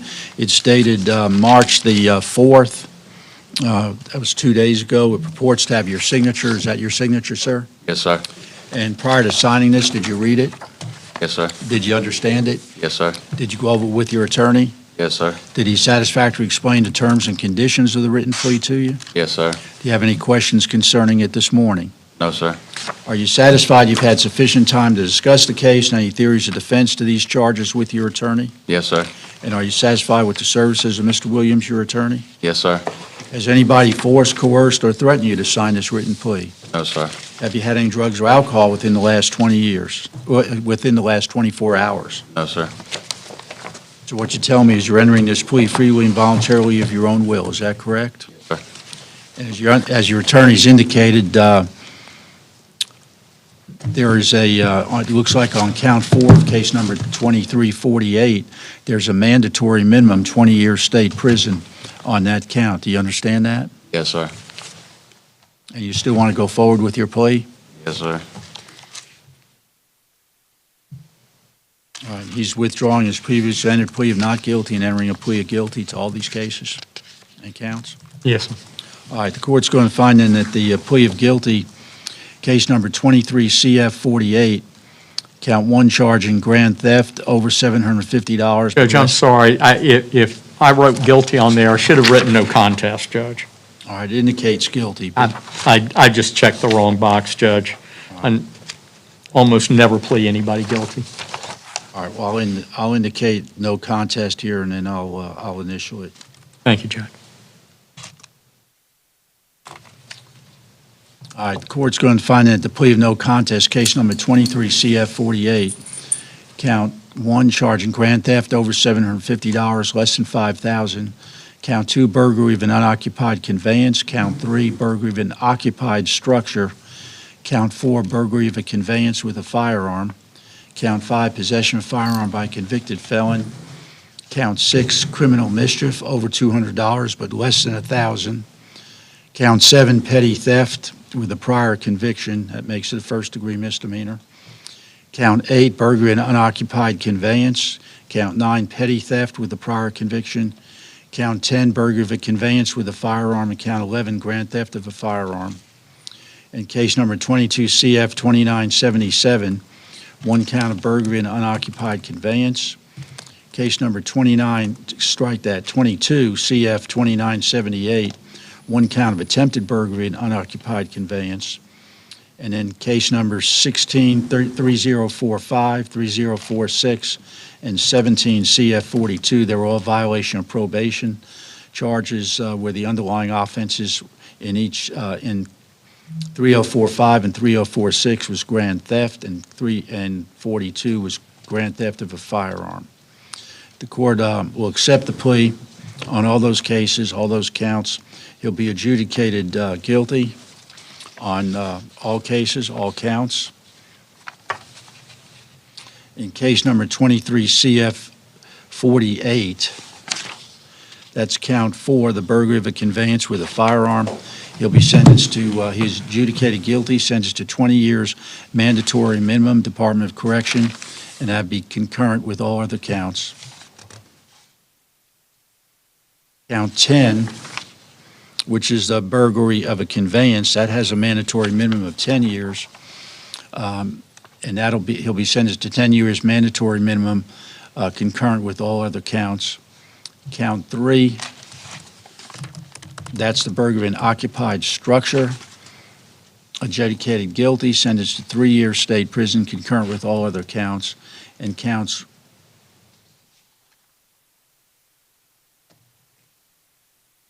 that should be count 5, not count 3. I'm going to change that.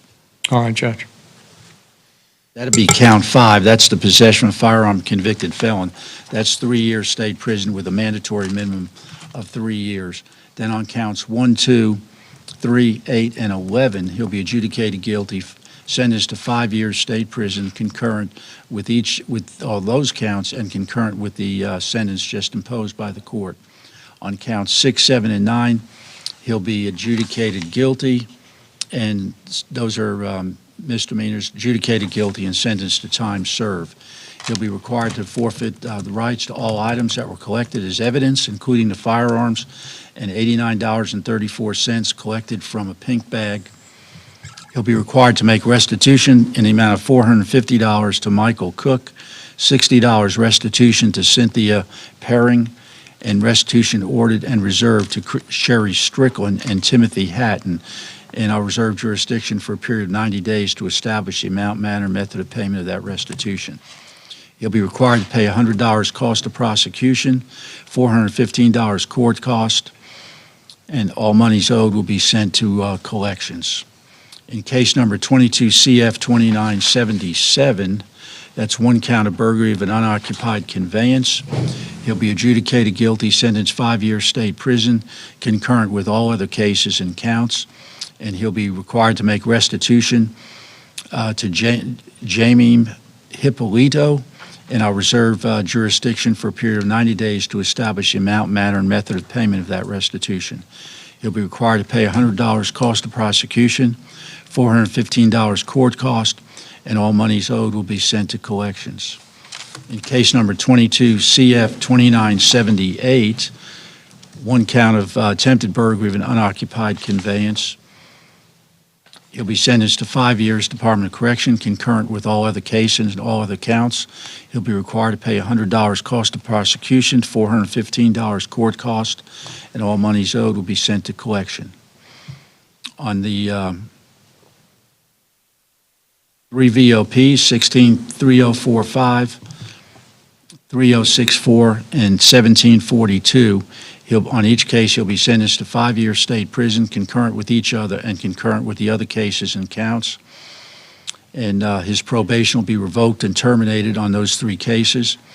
He'll be required to pay $100 cost of prosecution, and any outstanding monies be sent to collection. And that's on all 3 cases. His probation will be terminated and revoked on all 3 VOPs. Yes, sir, you have a right to appeal. The legality is sensitive to the court. If you can't afford an attorney, one will be appointed for you. You have 30 days from today to file your notice of appeal, and you will need to be fingerprinted on these charges. Yes. All right, good luck to you, sir.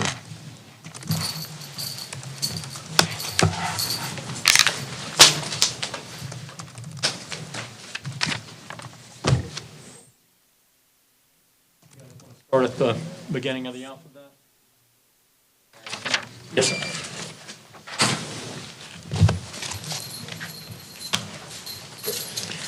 Your Honor, this is Chadrick Harrison. He's got, looks like 3 cases, 4621 CF 1024, 2567, and 19914. Judge, I'm going to ask for one more continuance on this. He's got something he wants me to look into in terms of a potential motion, and I told him I'd do it. All right. Any objection? I would like to ask which case is he referring to, because, as you said, there are 3 cases. He's referring, I believe, to 211024. It's the one with the last statement on it. But let me go, that's subject to me correcting it shortly. I'm just mentioning that because the cases are old, and I haven't had any communication with defense except for, like, now. This was something that he and I discussed this weekend, wanting me to do it. I understand, Mr. Williams, but the case is old, and we've continued it already since last pre-trial on 2028, and nothing has happened since. All right, over objection, I'll go ahead and grant one more continuance, Mr. Williams. Thank you, Judge. Be continued to April 24th, 9 o'clock, May 1st, 9 a.m., May 8th for jury selection.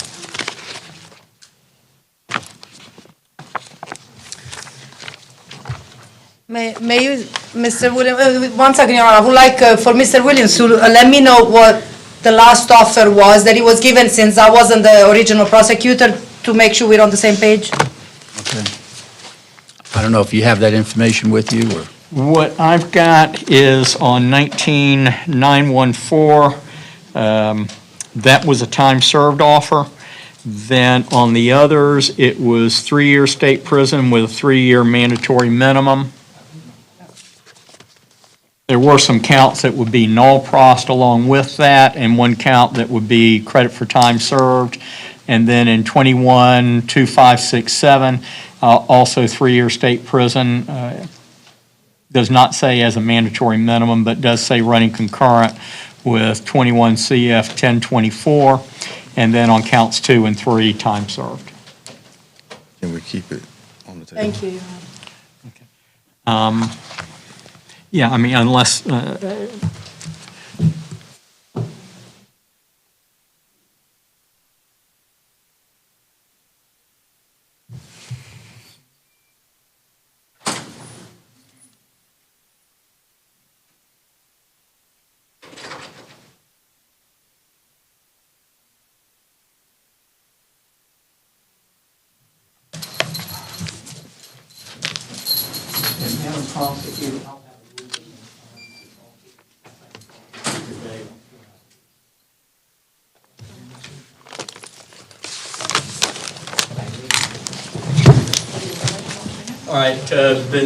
Vicente Martinez.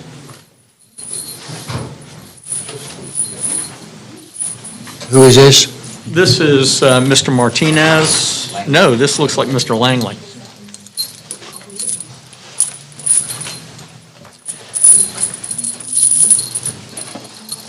Judge, I talked with the state earlier about perhaps coming up with a different resolution on this. I think they were looking into it, but I don't think that we're there yet. Can we pass it until the 9th for me to continue to negotiate with her? No objection. All right, we'll pass this case to March 9th at 9 a.m. Feeling okay. I'll come out and see you once I get a firm answer from her, okay? On that counteroffer you made.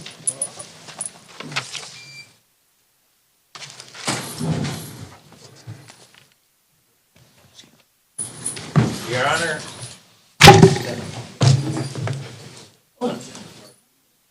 This defendant agreed to pay court costs, and then she went down there, and it's more than what we thought it was, and she came back up. Oh, okay. So she may have a question for the court. This is the lady who was supposed to pay $615, is that right? Yes, sir. Or $665? They said 700, you said 615.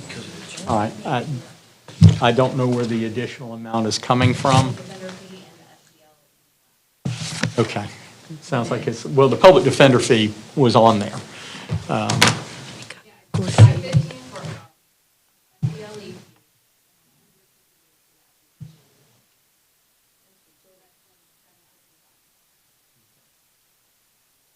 You want to put it on the clerk can give you a payment plan. They'll take the total amount, divide it by 10, and you'll pay that much each month for 10 months. Would that be better for you?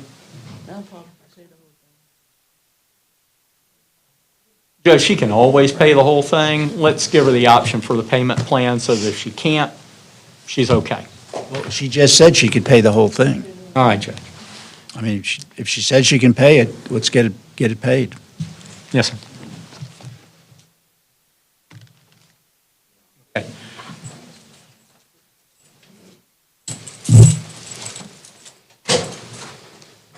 Okay, who is this? This Mr. Leon? This is Ms. Leon as well.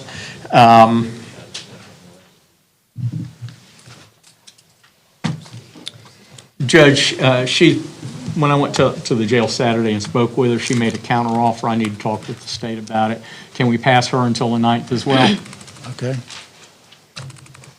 All right, March 9th, 9 a.m. We'll bring you back in on the 9th. That'll be Thursday.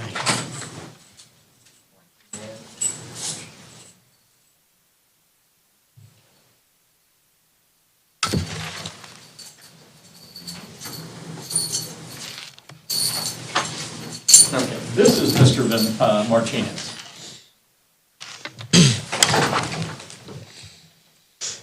Judge, can you give me just a moment?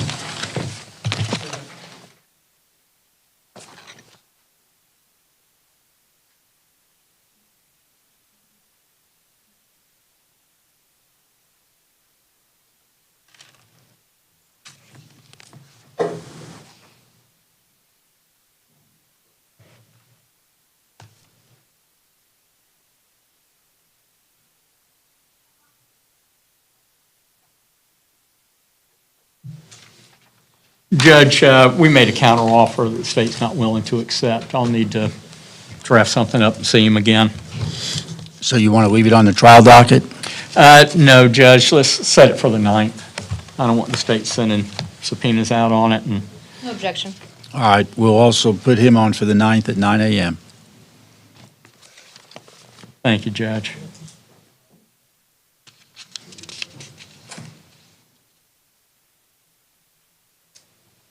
Okay, I'll come back out and see you. Thank you.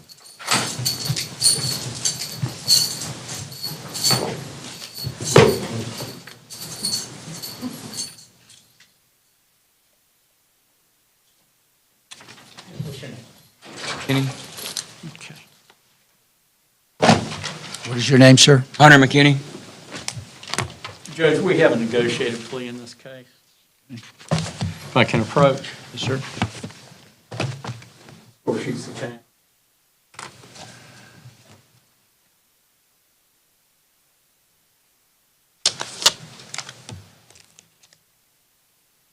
Judge, one thing I do want to put on the record, he's got a violation of probation over in Walton County. I've explained to him that this is going to lock in the violation of probation.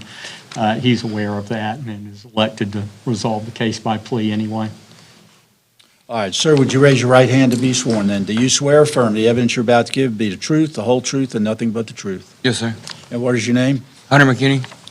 And Mr. McKinney, I have a written plea agreement. It's dated March the 4th and purports to have your signature. Is that your signature? Yes, sir.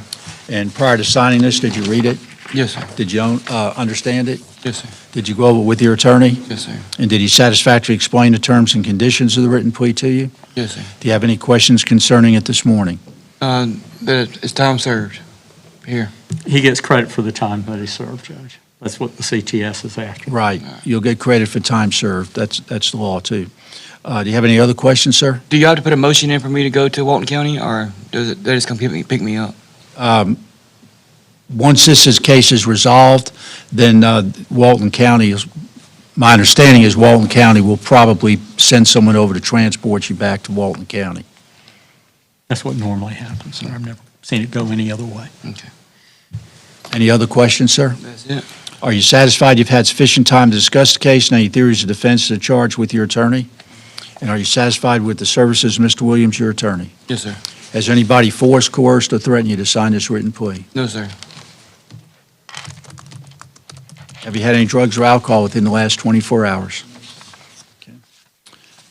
All right, the court's going to find that the written plea of no contendere to case number 22 CF 2148, charging one count of criminal mischief as a felony, count third-degree felony, count 2, resisting an officer without violence, count 3, simple battery, is freely, voluntarily, and intelligibly entered after defendants had the benefit of advice of counsel. The court will accept the plea. He'll be adjudicated guilty on all 3 counts, and it's going to be a judgment sentence to the court that he be sentenced to 180 days in the county jail. He'll get credit for time served. He'll be required to make restitution to the Red Proof Inn, and the court will reserve jurisdiction for a period of 90 days to determine the amount, manner, and method of payment of that restitution. He'll be required to pay $767 court cost, $100 cost of prosecution, $100 PD case resolution fee, and a $50 public defender application fee. And that sentence concurrent on each count to run concurrent with each other. Sir, you have a right to appeal the legality of sentence of the court. If you can't afford an attorney, one will be appointed for you. You have 30 days from today to file your notice of appeal, and the financials will be reduced. They'll be sent to collections, and that disposes of this case, so he's free to be transported back to Walton County. All right, sir.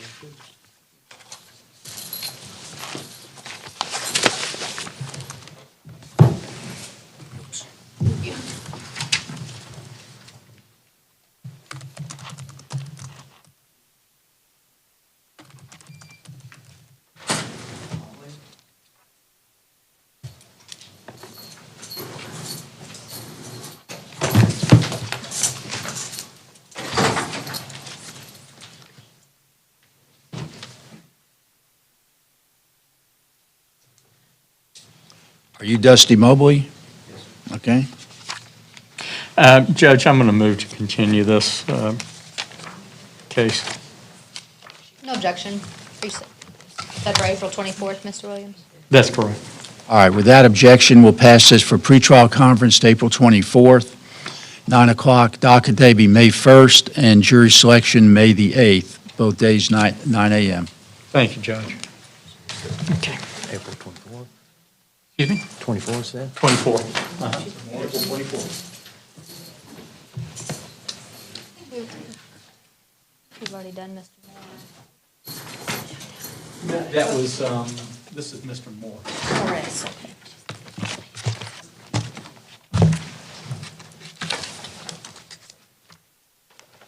Judge, this is Tyshawn Morris. We have negotiated plea.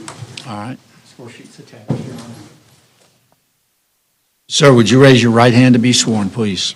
Do you swear or affirm the evidence you're about to give be the truth, the whole truth, and nothing but the truth? Yes, sir. And you're Tyshawn Morris? Yes, All sir. right. You can put your hand down, sir. And Mr. Morris, I have a written plea agreement. It's dated March the 4th, 2 days ago, purports to have your signature. Is that your signature? Yes, sir. And prior to signing this, did you read it? Yes, sir. Did you understand it? Yes, sir. Did you go over it with your attorney? Yes, sir. Did he satisfactorily explain the terms and conditions of the written plea to you? Yes, sir. Do you have any questions concerning it this morning? Sir. Are you satisfied you've had sufficient time to discuss the case and any theories of defense to these charges with your attorney? Yes, sir. And are you satisfied with the services of Mr. Williams, your attorney? Yes, sir. Has anybody forced, coerced, or threatened you to sign this written plea? No, sir. Have you had any drugs or alcohol within the last 24 hours? No, sir. So what you tell me is rendering this plea freely and voluntarily of your own will, is that right? Yes, sir. All right, the court's going to find then that the plea of nolo contendere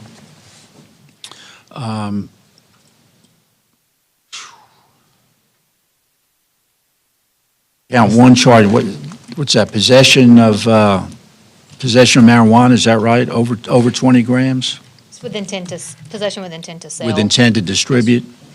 Okay, count two, possession of paraphernalia. Count three, possession of ecstasy.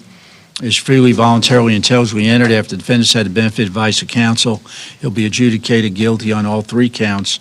It's going to be a judgment sentence to the court that on all three counts he'll be sentenced to 11 months, 29 days in the county jail. He'll get credit for time served. He'll be required to pay $940 court cost, $100 cost of prosecution, $100 public defender resolution fee, and $50 public defender application fee. And the clerk will be directed to notify Department of Motor Vehicle of the drug conviction. So you have a right to appeal the legality of sentence of the court. If you can't afford an attorney, one will be appointed for you. You have 30 days from today to file your notice of appeal, and you will need to be fingerprinted on this charge. Thank you, Judge.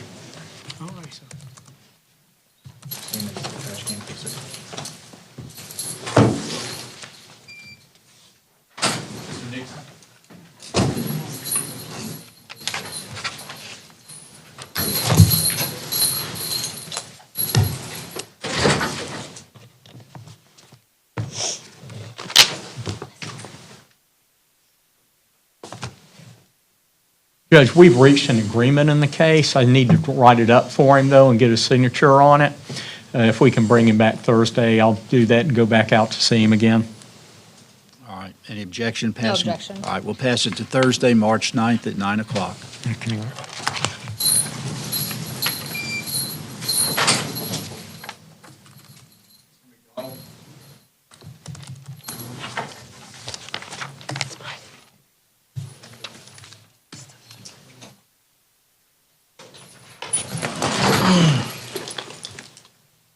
Judge, this is Mr. Robert McDonald. He's got a number of different cases. In one, he represents himself. That's the failure to appear case.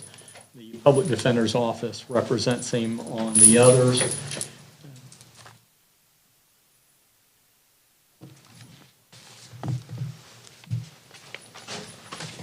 On the ones that we have, this is the gentleman I'm thinking of, Robert Dees, represented you for a while on one of these cases. Is that right, sir? No. No? Okay. Burt Moore represented me for 3 years on these cases, Your Honor. He was suspended from the practice of law.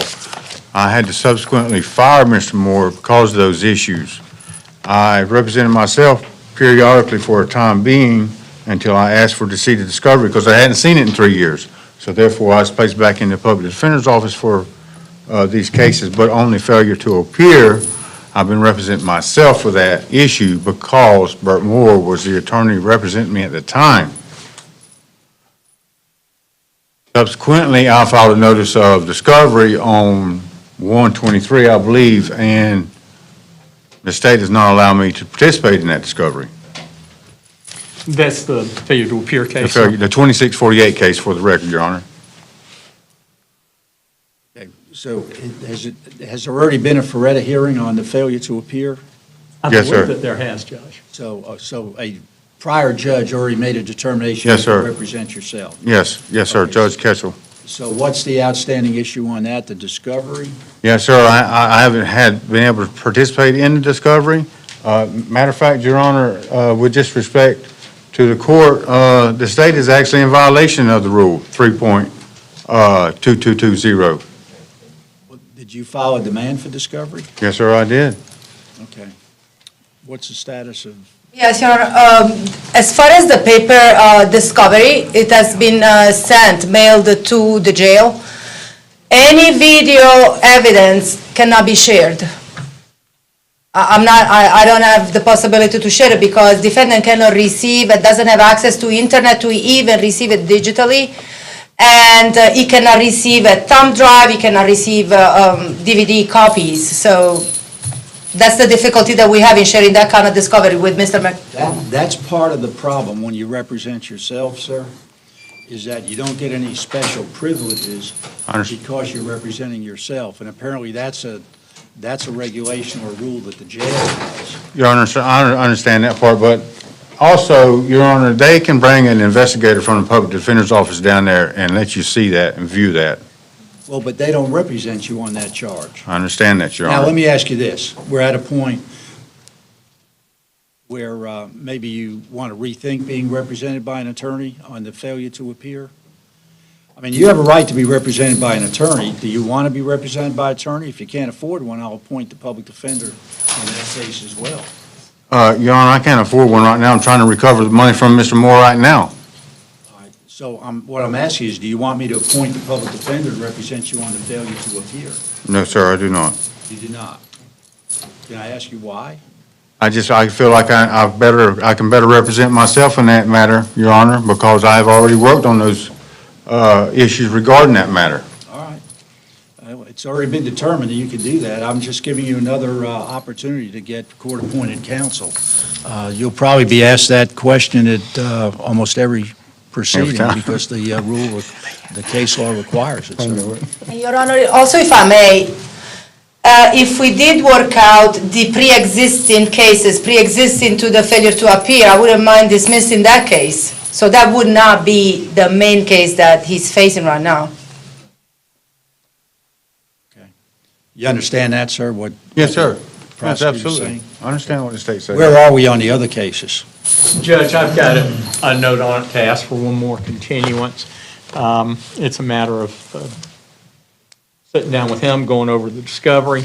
As Mr. McDonald noted, the case is, and even at the public defender's office, the case has gone from attorney to attorney to attorney. I think I'm probably the second or third one that's had the case. Are these VOP cases? No, sir. No, sir, they're all They're new 4 law years old? violations.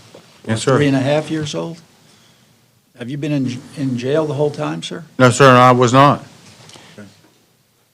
All right, I'll pass it. You were asking to pass it one more time? Yes, sir. It needs to get resolved, though. Why has it been lingering so long? Is it? It is not my counsel's problem, and it's not been the state's problem. It was Burt Moore's problem for prolonging the issues, Your Honor. Okay. Judge, the first note that I see, the first where it's legible, so it wasn't mine, the first time a public defender noted a court date on it was this past pretrial conference on 2/27/23. All right, I'll continue one more time, but it needs to get resolved. It needs to get priority, just by virtue of the length of time it's been. Yes.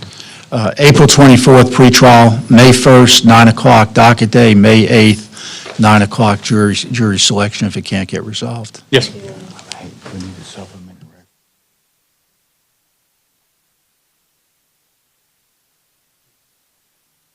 All right.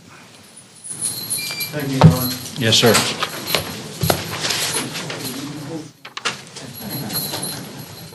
I do have one matter that we can resolve, if I may. Yes, sir. I don't have the score sheet, Mr. Stewart, for Mr. Perez. Yeah, I don't. We can file that, Judge. May it please the court, Brad Stewart on behalf of Mr. Mark Andres Perez, Judge. This is 22 CF 1529. We're before the court with regards to Mr. Perez change of plea. At this time, he is prepared to tender a plea of no contest, Your Honor.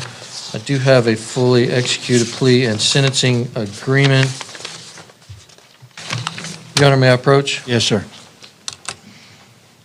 Your Honor, would the court prefer me to announce the terms and conditions? No, I can go ahead and read it. Have you got a score sheet, or are these all misdemeanors? Your Honor, we'll have to file that score sheet at a different time. This is Ms. Bosso's case. She's been in jury selection at this time. and we were awaiting her to go on break so that we can confirm one matter. We'll provide the court a score sheet. This is going to be a agreed-upon downward departure, judge's uncoerced plea.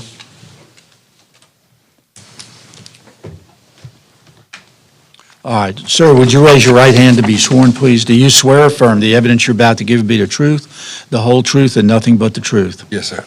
And you're Mark Andres Perez? Sir. And sir, I have a written plea agreement dated today, which purports to have your signature. Is that your signature? Sir. And prior to signing this, did you read it? Yes, sir. Did you understand it? Sir. Did you go over it with your attorney? Sir. Did he satisfactorily explain the terms and conditions of the written plea to you? Sir. Do you have any questions concerning it this morning? Sir. Are you satisfied you've had sufficient time to discuss the case and any theories of defense of the charge with your attorney? Sir. And are you satisfied with the services of Mr. Stewart, your attorney? Absolutely. Has anybody forced, coerced, or threatened you to sign this written plea? Have you had any drugs or alcohol within the last 24 hours? So what you tell me is rendering this plea freely and voluntarily of your own will. Is that right?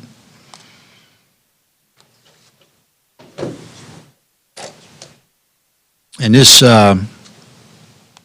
plea, this agreement, I presume, was agreed to by the victim's mother? Or? Victim's mother is not in the picture. Well, the Child is being cared for by Mr. Perez's mother. Judge. by Mr. Perez's mother? Mr. Perez's mother, the child's grandmother. Okay. And she's agreed to this? My understanding, Ms. Basso has had The state has communicated with the victim, yes, Your Honor. Okay. All right, the court then, and I do need to get that score sheet, but you say it's a downward departure? That's correct, Judge.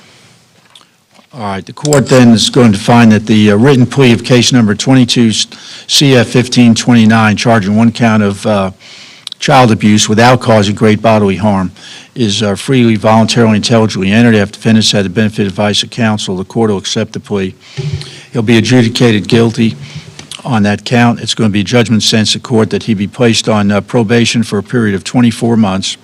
He'll be required to pay $616 court costs. He'll be required to undergo a substance abuse evaluation and follow through with any recommendations as a result of that evaluation. He's not to be in the possession of any illegal drugs or controlled substances without a valid doctor's prescription.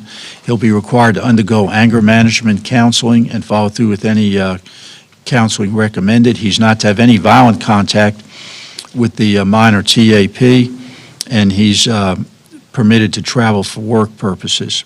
I'm going to waive the cost of supervision on this case, and so you have a right to appeal the legality sentence of the court. If you can't afford an attorney, one will be appointed for you. You have 30 days from today to file your notice of appeal, and you will need to be fingerprinted on this charge. Since we do have one housekeeping matter, I believe there's a cash bond in the matter. If we could apply the cash bond to outstanding financials and confirm with Madam Clerk, we do have a correct address to return any. Who posted the bond? Mr. President. Okay, if he posted it, yeah, you can apply the cash bond to any financials. Thank you, Madam Clerk. Yeah. Your Honor, that's all I have before the court may be excused. Yes, sir. Thank you, Your Honor. Judge, if I may, there's two cases that need to be revisited. One, we haven't finished with Crystal Hall. The other one's going to be a bit quicker, and that's Mr. Newell. He resides over in Alabama. He just advised me that he was told he'd have to stay in this area for 7 days. But for some reason, that wouldn't be an issue that had to do with some costs or something like that, because he was going to have the money on the 9th, so I was going to reset him to come in and re-enter his plea on the 9th. That's fine with us. For us to be able to transfer him to Alabama, he has to pay a $100 transfer fee before we can start the process. And based on what he's telling me, he's not a resident of Alabama, so we couldn't do an expedited one. It would be a discretionary, which could take anywhere from 30 to 90 days. Now, if we continue this for a while, then he could establish residency in Alabama with his mom, and then they might take him as a resident. But based on the information he gave us, he's not a resident of Alabama. He's a resident of Florida. license, right? Well, you have to establish residency there's a lot of things to be a resident of Alabama. You have to establish residency. Well, I've got a bill that comes to my name and an address. Your Honor, How long do you need, ma'am? it can take anywhere from 7 to 90 days once he pays his $100. But he has to stay in Florida. We can't let him go back to Alabama. We'll automatically deny him. Okay. I don't know how long Alabama's residency requirement is. I don't practice there. How about we pass him until the 24th, leave his plea with the court, but don't accept it, maybe, and pass it for sentencing until the 24th. Well, That keeps the plea, and then it gives him time to establish residency with his mom or fix whatever the issue is there. It sounds like he's maybe been back and forth. You know, I've had a driver's license to that address before. If I just.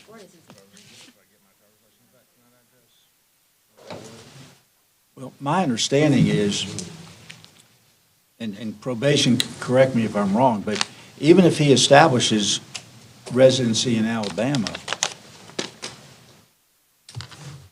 he can't transfer his probation until Alabama accepts him. Is that not right? That would be correct, Judge. What I'm hearing is that then they can do it on an expedited basis, though, if he's living in Alabama. I see.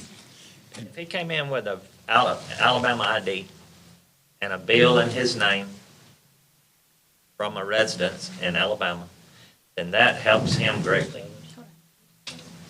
Still have to pay the $100. Yeah, sure, I understand that. I understand that. I mean, And then we could do it, and our answer would come back a whole lot quicker, Your Honor. Okay.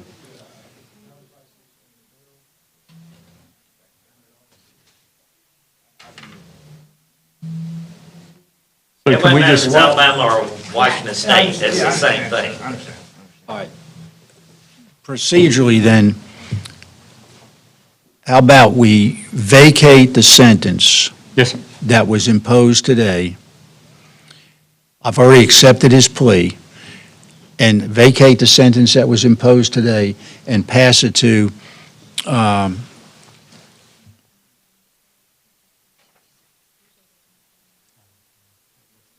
about, it looks like there's going to be miscellaneous criminal motions on April the 6th. How about pass it to April the 6th for imposition of sentence? Judge, we could do that, and then if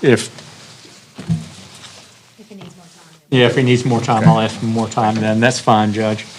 So that'd be April 6th. Right, for imposition of sentence. The same sentence. Yes, sir. Oh, the sentence would not change, no, sir. Right.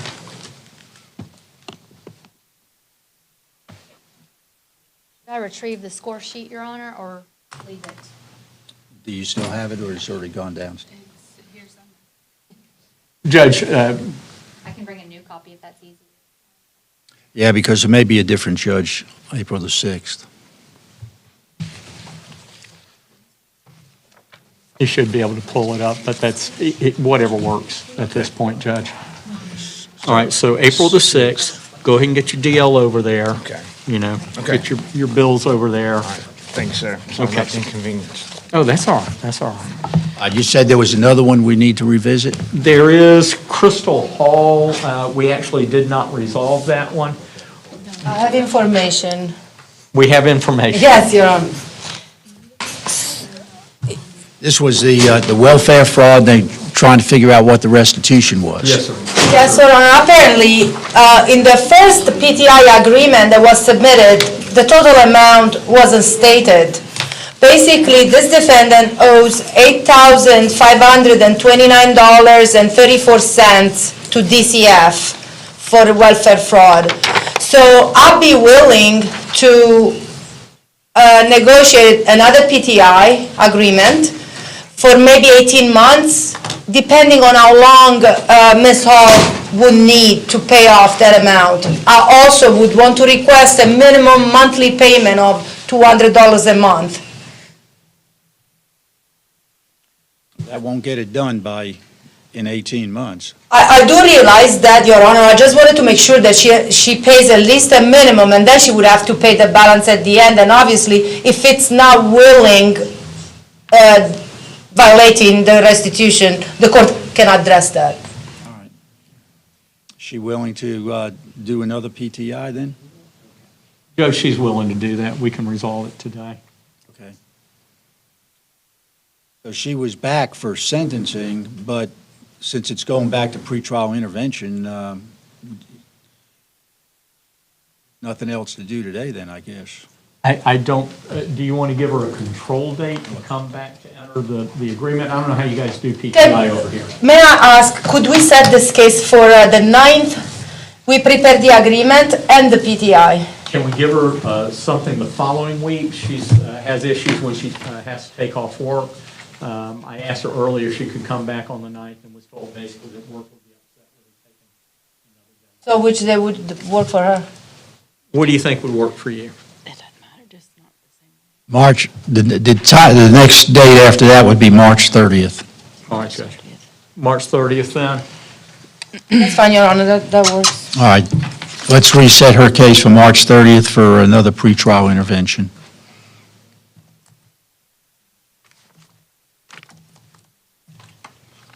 Thank you, Judge.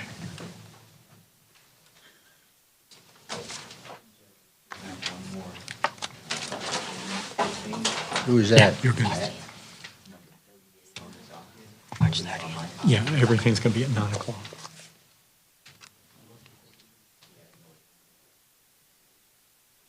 That was my next question. Okay, let's go ahead and bring him out then. McKelton Lett.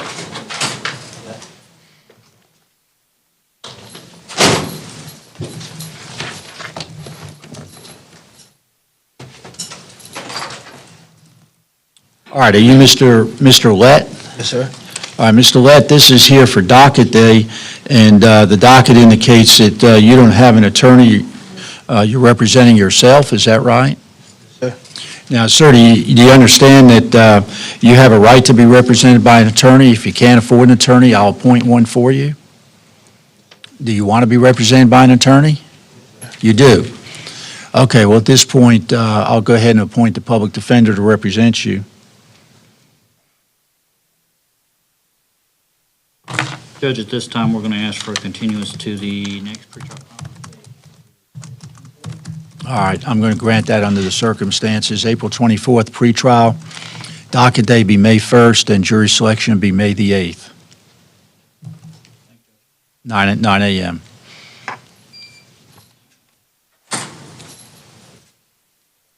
Did I miss anyone, or is that everybody?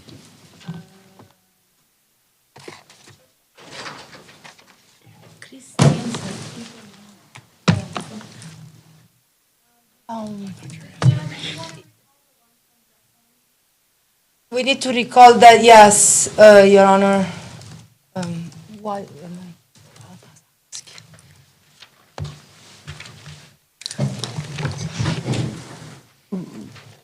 Your Honor, would you like me to state the case number? I can find it. Let me find Mr. Tony's.